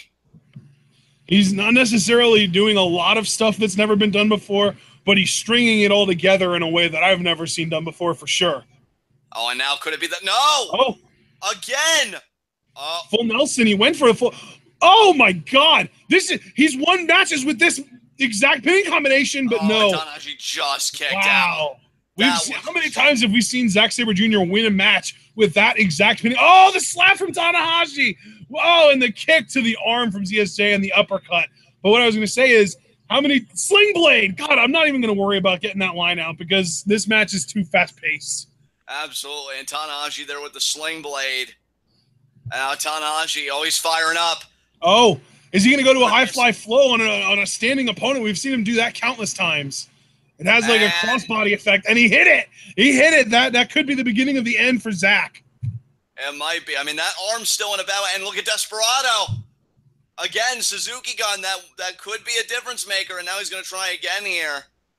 He's going for a traditional high-fly flow here. Dude, I think he's baiting Tanahashi. He's baiting Tanahashi, and there's the knees. He got the knees up. He got the knees up. He's going into an armbar. That's the wrong arm, though, Zack. That's the wrong arm.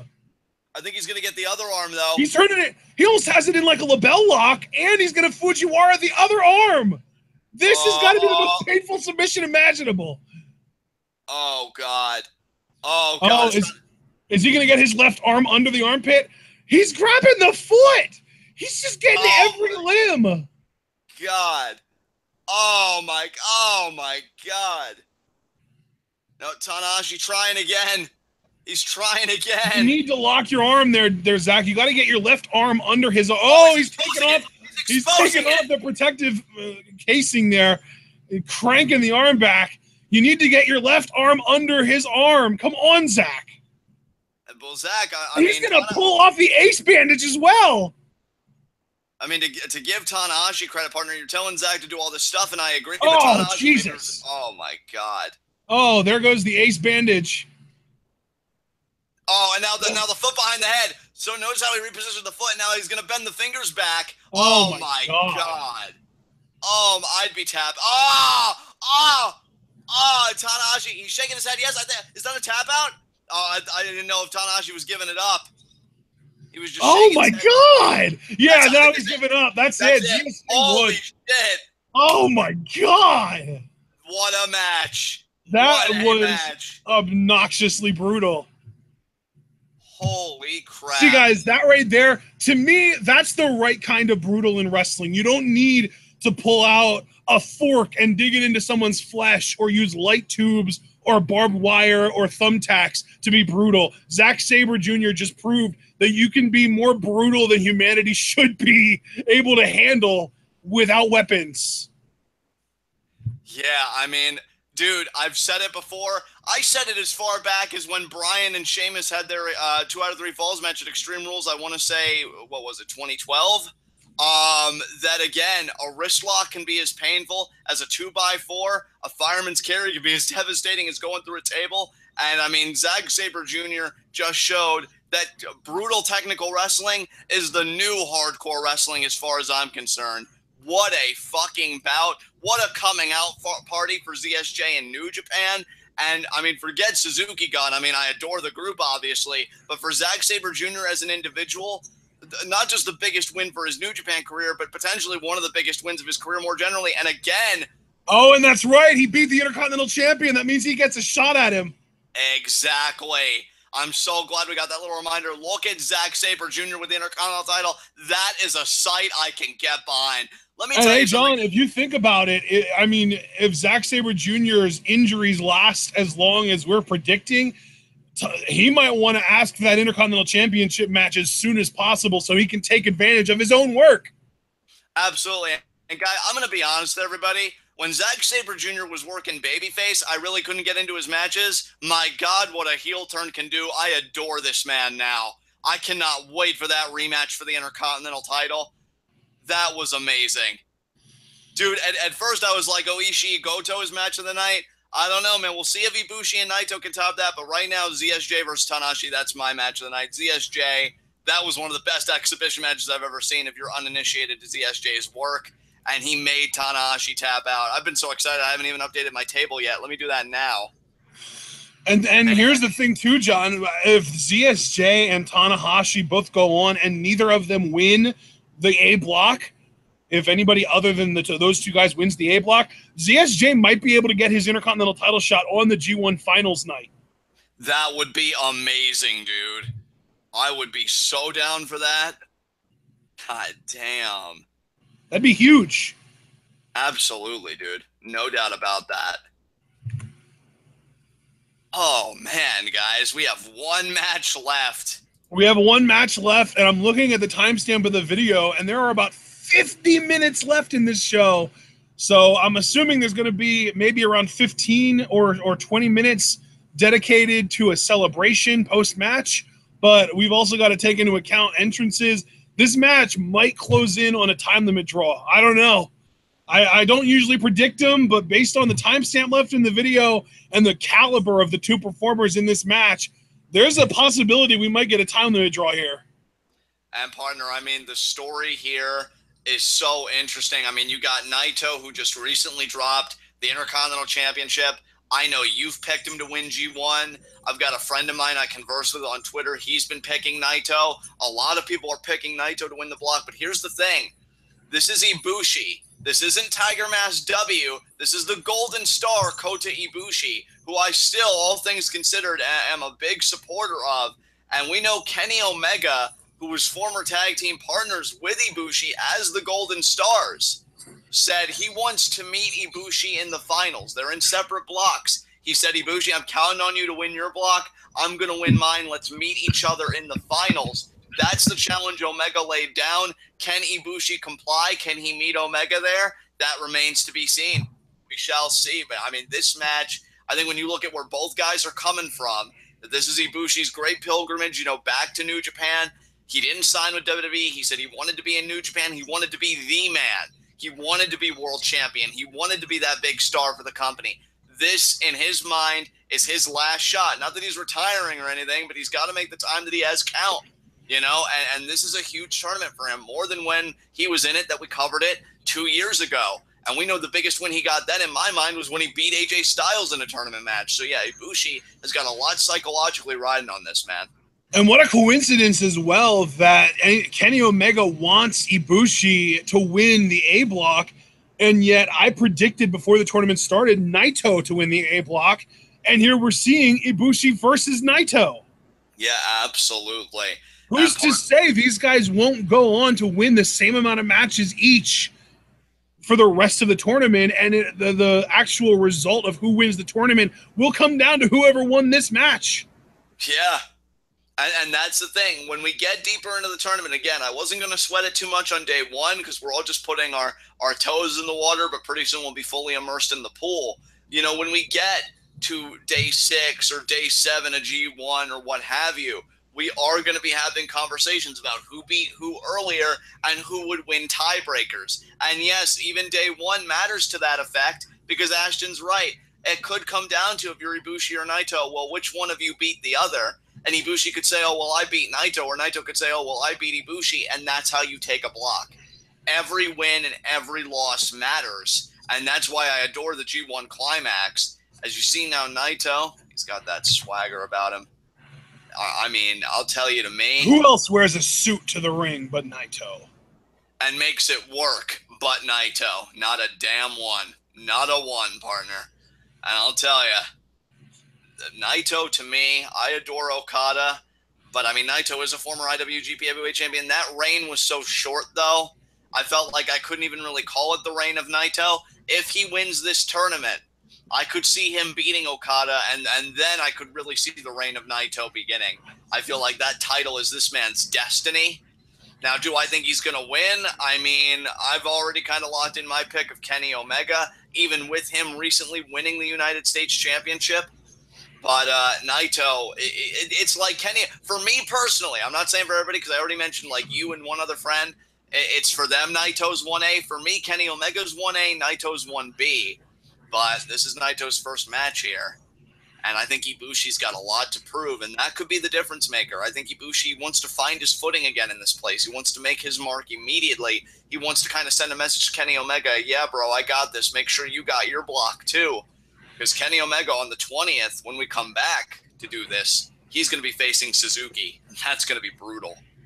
And I think another really good example, since we were talking earlier about ZSJ's offense potentially having long-lasting effects, we've seen Naito relentlessly attack an opponent's knee throughout the course of a match. And we've also seen him in different matches relentlessly attack an opponent's neck. So either way, Ibushi might want to end this match quickly if he can, because otherwise he could be in for a world of hurt that could ultimately cost him some matches that could ultimately cost him the tournament as a whole. Yeah, partner. I mean, you broached to me, we were conversing before we went live about Ibushi's neck surgery.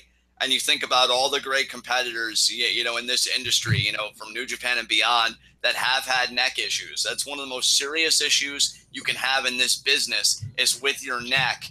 Ibushi is coming in with one of those issues. And here's the thing. He's meeting a man with no compassion, no conscience, and will exploit that until the end of time or until Ibushi's body gives, whichever one comes first. Naito does not give a damn. And that, I think, makes him, I said ZSJ was one of the most dangerous competitors in this tournament. I would say Naito is the definitively most dangerous man in this tournament for my money. Because this man just does not give a shit about you. He barely gives a shit about himself. And I think when you've got that kind of mindset, how can anyone really hurt you or set you back? I don't think they can. So we'll see what Ibushi's bringing to the fight here. Ibushi looks to have done a lot of training to get ready for this match. His physique right now looks Saiyan-esque. I'm glad you said that, partner. I was thinking the same thing. You know, Ibushi and Omega, both at one time were junior heavyweights. Now they're both just heavyweights. We've seen Omega have tremendous success in that class. Ibushi was starting to, again, we covered him 2 years ago, even got a huge win over AJ Styles. Never quite found his footing, though, in my mind, like Omega did. Hell, remember Wrestle Kingdom 9? Ibushi faced Nakamura for the Intercontinental title. Great outing, but he lost. And while Omega's had his own losses, I do feel like he's the better of the two Golden Star members. And Ibushi now is just wanting to play catch-up with Omega, but more importantly, wanting to make that mark in his career as he backs Naito up here. Naito with his hands out, like, do what you want to me, brother. And Ibushi the same way, that kind of indifference. Ibushi can play his own mind games. And kick right to the gut. Oh, throws him out. That's always where he gets his advantage. Oh, but he's going to... And then the roll. Tranquilo! Beautiful. Beautiful. And you see Ibushi, I'll tell you. Has he going to apologize to our viewers who were hoping for objective, unbiased commentary from me? I can do that for everyone except Naito. Naito is my boy. And I've been trying to be behaved, guys. I mean, I know Brandon even said, like, for the Tanahashi match that I seem toned down. I mean, really, you'll see me get excited because I think July 20th with Omega versus Suzuki, I won't be able to hold anything back. I'm going to be so conflicted over who I want to win that goddamn match. But Ibushi now, and the ring, Naito back in the ring. And I was going to ask you, did Ibushi ever face this Naito? Because I know he's familiar with old Naito when he was just that kind of happy-go-lucky Naito kind of person. But I don't know if he's faced post-excursion Naito. And I don't think he has. I don't think he has either. And that's why this is kind of frustrating territory for the Golden Star. You know what? Actually, yeah, they were in the same block in 2015 when Ibushi was in the tournament for the first time. And Naito won in just a little over 17 minutes.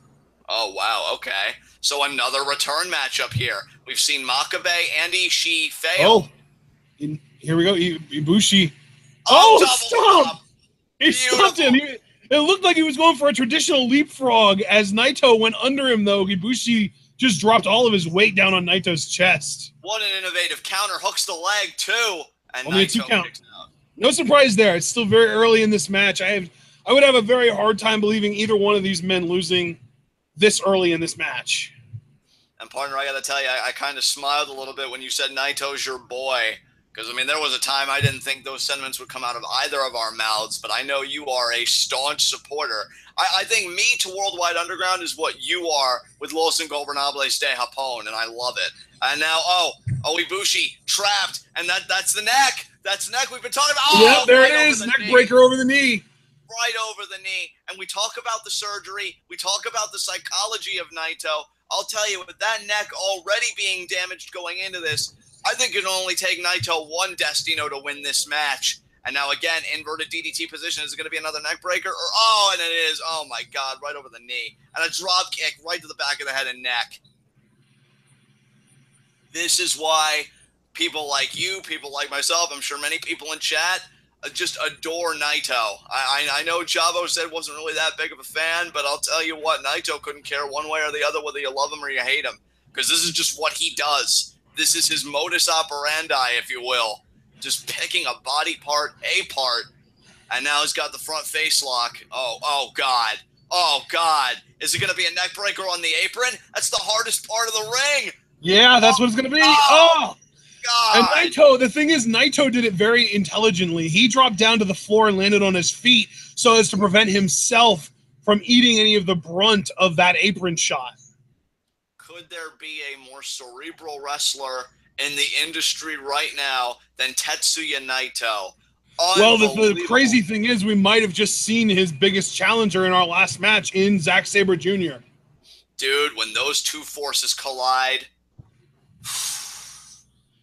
I'll tell you, kiss all those years from both careers goodbye at that point. But in the meantime, speaking of years off careers, Ibushi might want to really be thinking carefully here about a strategy because that neck is exposed and Naito is just picking it apart. And Naito doesn't even face Zack Sabre Jr. until August 4th. So we've got over 2 weeks to wait for that match. Yeah, that is still a long ways away, guys. I know, face meeting the turnbuckle there. Elbow. Back elbow. Oh, my God, right to the neck. Another elbow. Again. And Ibushi just sinks. And Naito again. Oh. Partner, have you ever had neck issues? Honestly, the closest I've ever had to neck issues is just waking up with a kink. See, and I kinked my neck once before. The most painful experience of my life. And you're talking to a guy that once went under the knife for 8.5-hour surgery. Didn't even compare to a simple kink in my neck. That's how sensitive the neck is. Can you imagine the pain Ibushi's got to be in right now? Nice snapmare takeover by Naito. Oh, nice leg executed full Nelson. Those are rare. Indeed they are. And I think, again, that puts pressure on the neck, though, because you see the feet behind the head. Oh, yeah, for sure. Do you know what I love about Naito? Now, I know the easy answer is everything, but being specific, I love that no move is wasted by this man. Every move has a purpose. And Ibushi, Ibushi got his foot on the rope. I didn't know if he was trying for a unique counter. He got his foot on the rope. But see, Naito again, he's not going to break it right away. This man epitomizes what it means to not waste any motion, and right back to the neck breaker. And again. You guys realize, wait a minute here, cover. Kick out by Ibushi. The thing about Naito is the neck breaker, it's such a rudimentary maneuver. It's wrestling 101. It's elementary. But Naito just takes it to another level where you wince, your body tenses up because he does the elementary maneuvers. He does the more complex maneuvers to body parts that matter. And in Ibushi's case, it is the neck. And now Naito again, he's got that almost like that cravat, that neck crank. Yeah. And now Ibushi trying to fight back with the body blows, but a clubby blow there by Naito. Yeah, when Naito smells blood, he's like a shark in the water, man. He is relentless. Oh, and he just spit at Ibushi.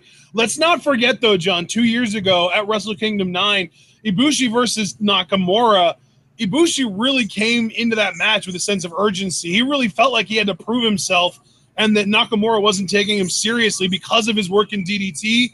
Imagine how he must be feeling now, knowing that this is really kind of his second shot and that he had to resign from New Japan early last year. Yeah, I mean, Ibushi to me is coming back with a fire in his belly and a purpose in his step. And he wants to beat Naito. And here's the thing, too. We talk about the Golden Stars comparisons. You know, Kenny Omega last year beat Naito for the B block. Now, you have to imagine that Kenny Omega, knowing that, is watching this so closely and thinking, all right, well, I've beaten Naito. Can you? I feel like these guys are going to be watching each other, almost mentally challenging each other. Now look at the flurry of strikes there by Ibushi. And now he's going to charge to the corner. Back elbow, though, by Naito. Always remember, jump up Rana. Beautifully done. Nice snap to that by Ibushi. Now I'll always remember, though, John, the Nakamura-Ibushi match from Wrestle Kingdom 9, where Ibushi got so fired up, he actually threw some closed fist punches. Yeah, absolutely. And it's going to be the triangle moonsault, like I said. And yes, it is. And he hit it really well this time, too. You know, it's funny. When you're a fan of a guy, you can almost telegraph when their offense is coming. The moment Naito went outside the ring, I thought Ibushi would employ that move. And just be thankful that Naito didn't read your book as well as I did, apparently, Ibushi. Because, man, that was a beautiful moonsault. But if you would have moved just a few inches to the left, I mean, damn, that would have just been you eating floor. And now Ibushi. And I only say that because, again, the neck is in such bad way that high risk becomes even higher risk to me. Yeah, it does. It becomes even riskier. Exactly. Exactly. Because you eat canvas one time on a high-impact move like that. Oh, God, I hate to be you. I'll just put it that way. And now Ibushi. But, hey, Ibushi rolled Naito back into the ring, and now it looks like he's going for another high-risk maneuver, maybe a springboard. Don't know if I agree with this. He's measuring Naito. Naito's so good, though. You got to understand, Naito can pull a counter out of nowhere. And look at that. Moves out of the way. But Ibushi rolls through. Naito, though, inverted atomic drop. Pushes Ibushi into the corner. Are we going to get the combo? Yes, kick, leg sweep. No! Ibushi read the book. I'll be damned. He got the back elbow. Naito now on the apron. Naito has sort of a really well-known combo there where he'll do a one-foot drop kick, sweep the leg, and then get it back into the ring with a triangle drop kick. And now Ibushi might be going for an apron German suplex. Oh, my God. No way. And now Naito. Naito's fighting out of it, though. Yeah, Naito's going to fight out. Oh, look at that, though. That was a really awkward situation. I was almost expecting Naito to pull Ibushi down onto the floor. Oh, there's the leg trip. Yes, triangle basement drop kick. Right to the back. That was brilliant. That was absolutely brilliant by Naito. That was Naito pretty much saying, I'm getting my shit in. Yeah. I mean, dude, how clever was that, though? To do the leg sweep, have Ibushi's momentum carry him to the corner, and then just get your shit in. Unbelievable. And you know what, too, is if you think about it, that was almost more effective than it would have been traditionally because Ibushi was neck first on the rope. Exactly.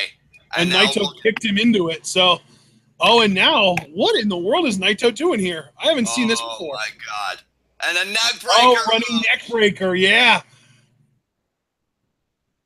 Oh, now it's going to be German. Right on the back of the head and neck.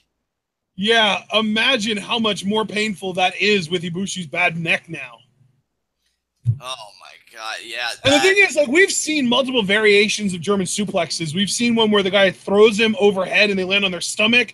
We've seen kind of the Brock Lesnar style where they land on their shoulder blades. But in that specific variation, Naito dropped Ibushi directly on his neck. Yeah, I mean, he folded him up like a damn accordion, and now he may be looking to do... Oh, wait a minute, hammerlock. Is he going to use Gloria? Hammerlock pump handle. Oh, no, he didn't get it in. Ibushi spin kick. Naito, though, Inzagiri. Oh, Ibushi versus now He went for the forearm. Ibushi caught him. He's got him in a full Nelson. Could it be a drag? Oh, German. Oh, my God. Ibushi. And look at Naito's face. Oh, my God. That full Nelson into the German suplex. I thought Ibushi was thinking of dragging it first. which we know Kenny Omega has also employed. But he decided on the German, I'll tell you. I mean, it did its damage for sure. Now Ibushi, he's got to get into that second gear here. Yeah, I was just gonna say Ibushi is just kind of standing there. It seems like he's kind of game planning on the fly. Maybe he should have come into this match with a game plan so he could have just executed rather than needing to think about it in the ring.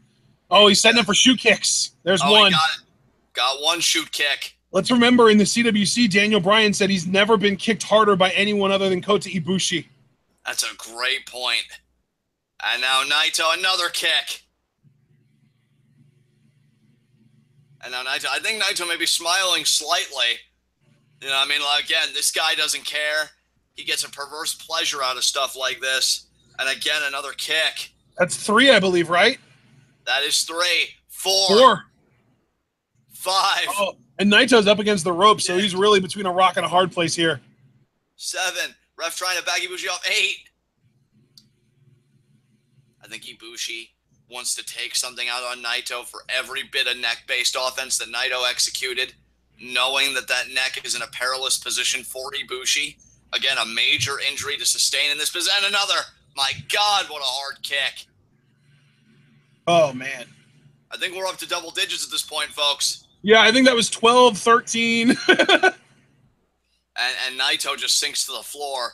But Ibushi asserting himself, standing up. Oh my God, look at Naito's face. It looks like he's just seen a ghost and it beat the shit out of him. Absolutely. That was not fun for Tetsuya Naito. And now Naito slowly getting to his feet here. And he shoves the ref. Oh, but he got caught with a kitchen sink there from Ibushi. And now Ibushi, huge lariat to Naito. Wow.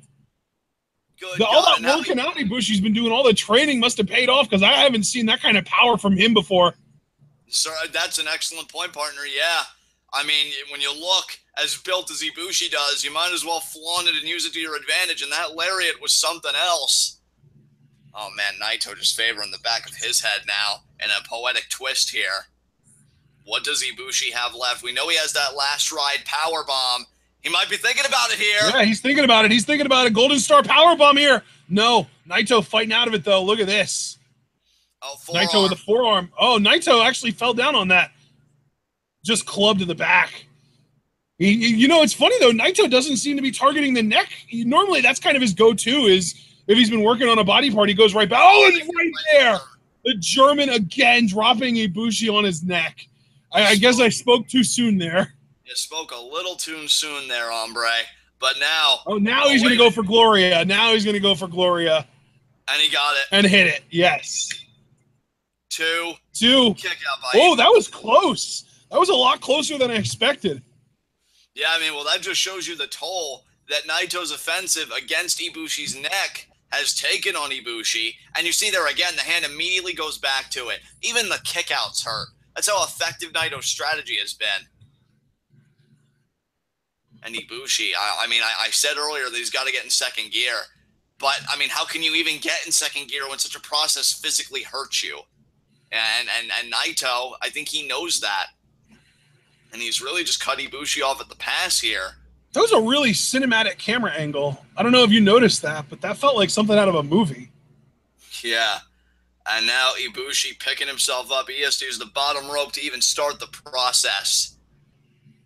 Naito up in vertical. Ibushi is he's really hurting right now. And I mean, we can't really blame him because Naito, I mean, you already said that your kink in your neck is the most painful thing you've ever felt.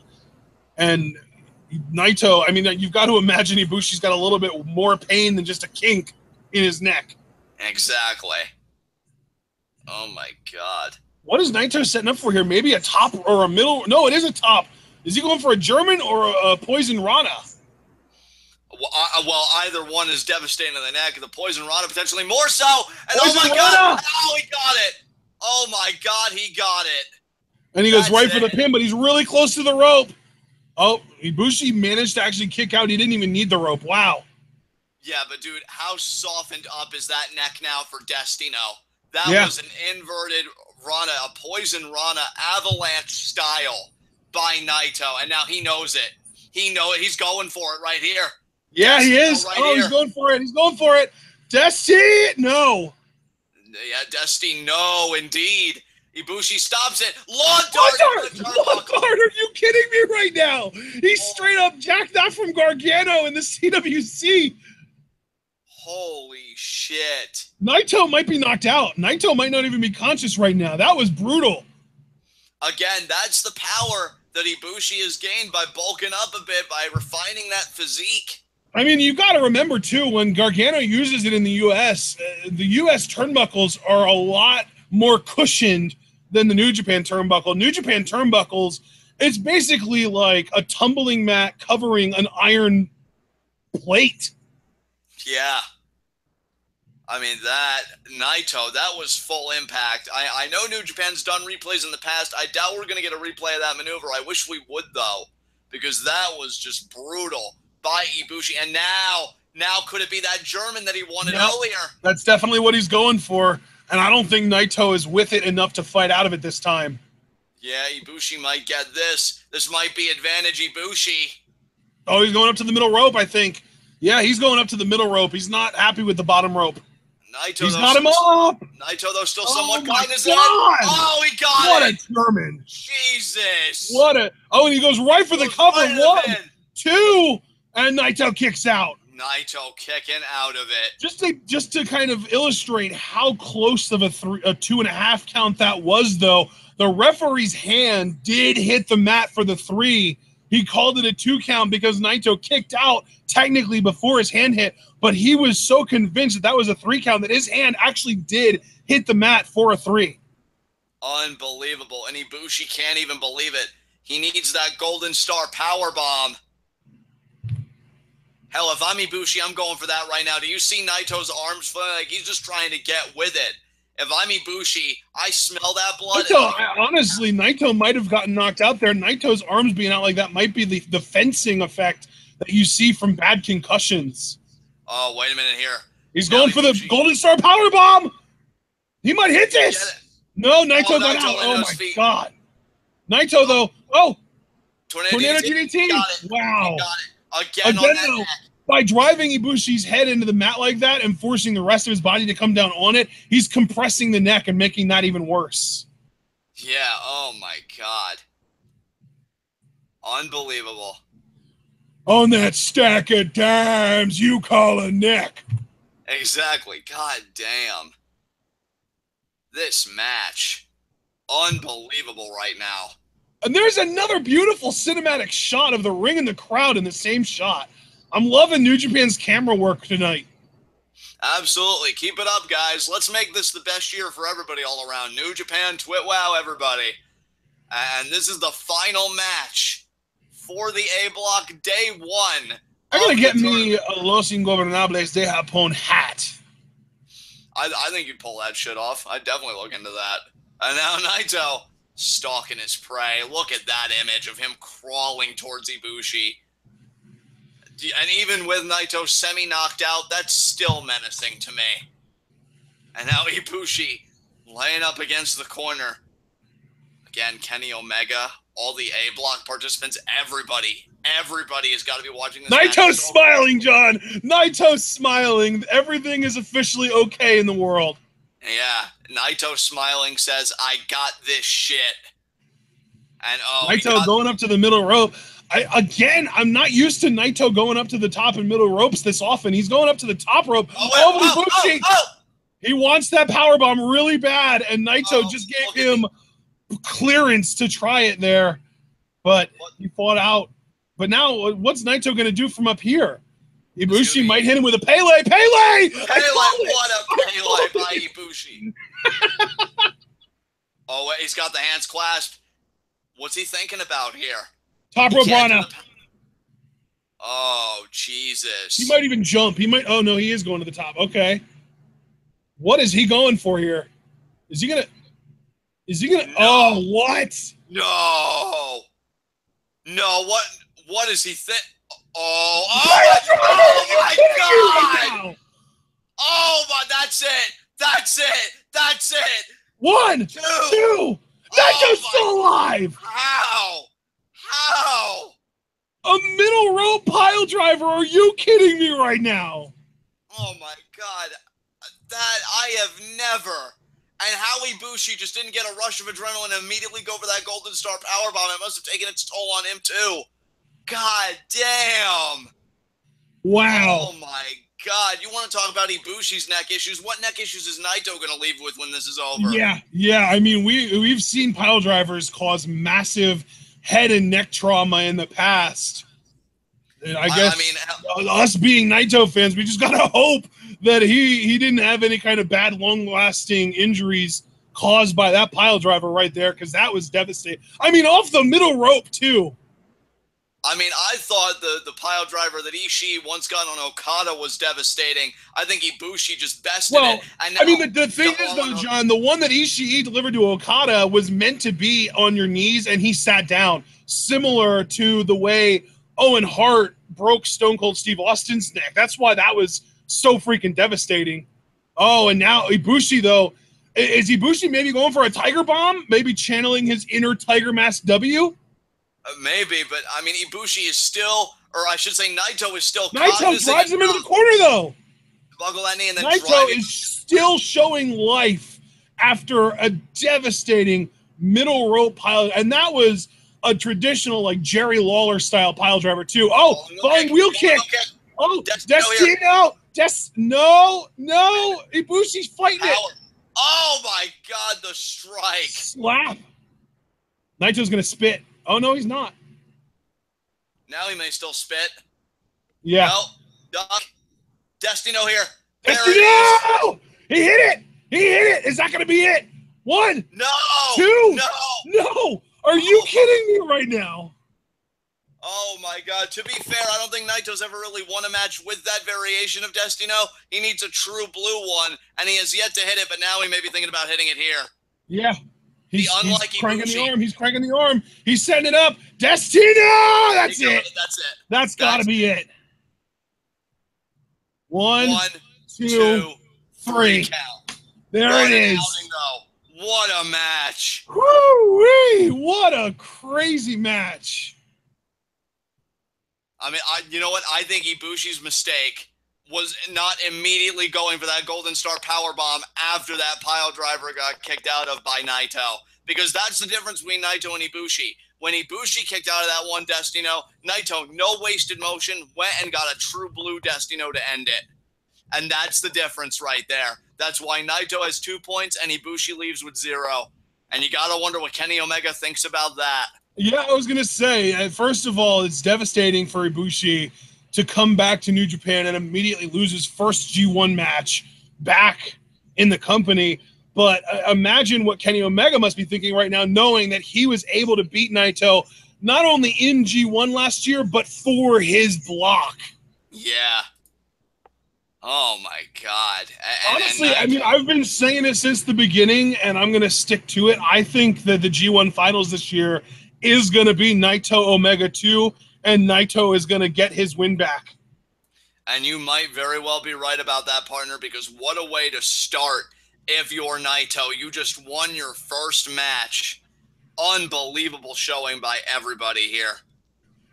Whew, man, that was a crazy good night of matches between this and Makabe, Fale, and Ishii, Goto. And would you still say that ZSJ Tanahashi was your match of the night, or did this supplant it? I honestly still think ZSJ versus Tanahashi was my match of the night, but my God, was this fucking superb. What about you, man? Yeah. What's your match of the night tonight? I gotta tell, I'm gonna be that guy, and I'm gonna show my bias, and I'm gonna say Ibushi Naito is my match of the night. But the last 3 matches were all excellent. I really enjoyed Ishii Goto as well.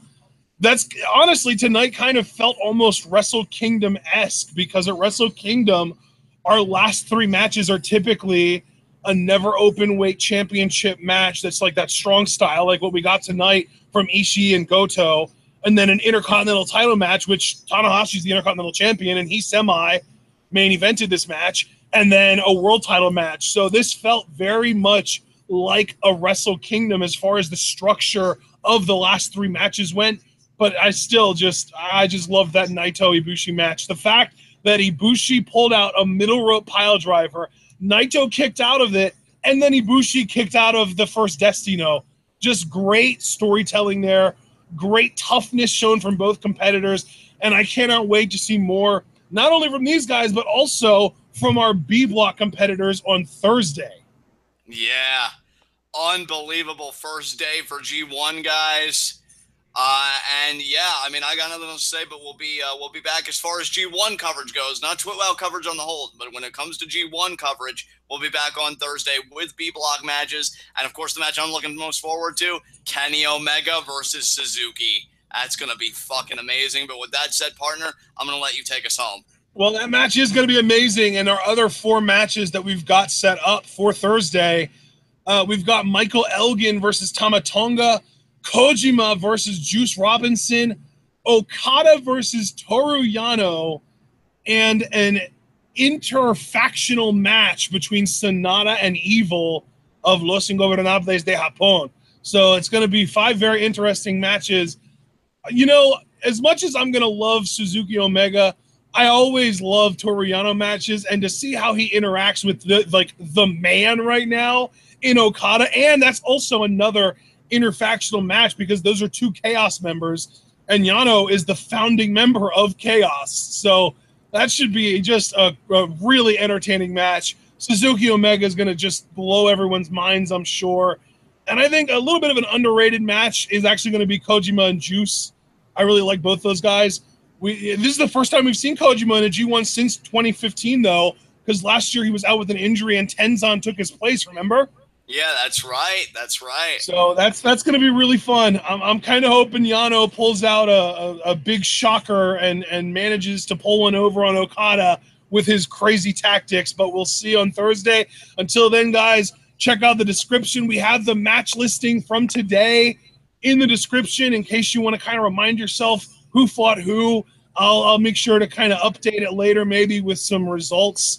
I might not even do that, though, just because people might not want to be spoiled just reading the description. Of course, if you want to support TwitWow, you can via our Patreon or our Teespring. If you would like to have a little bit of content control over our channel and request actual reviews or live reactions for us to do, you can do that via Patreon. Or if you'd like to join the TwitWow Discord community, it's only $3 a month on Patreon. And it also is that $3 a month will accumulate. So eventually over time, you'll be able to also use that money towards requests for live reactions and reviews and stuff like that. Teespring, you can buy a t-shirt, buy a mug, buy a sticker. We've got Scum Squad merch. We've got TwitWow merch. We've even got John's specialty. He's a father, damn it. Kevin Owens merch on there. Be sure to check that out. Follow us both on Twitter, like the Facebook page. And if you're a Redditor, check out the TwitWow subreddit. And until Thursday, with G1 Climax, we will see you guys then, and remember to stay tuned.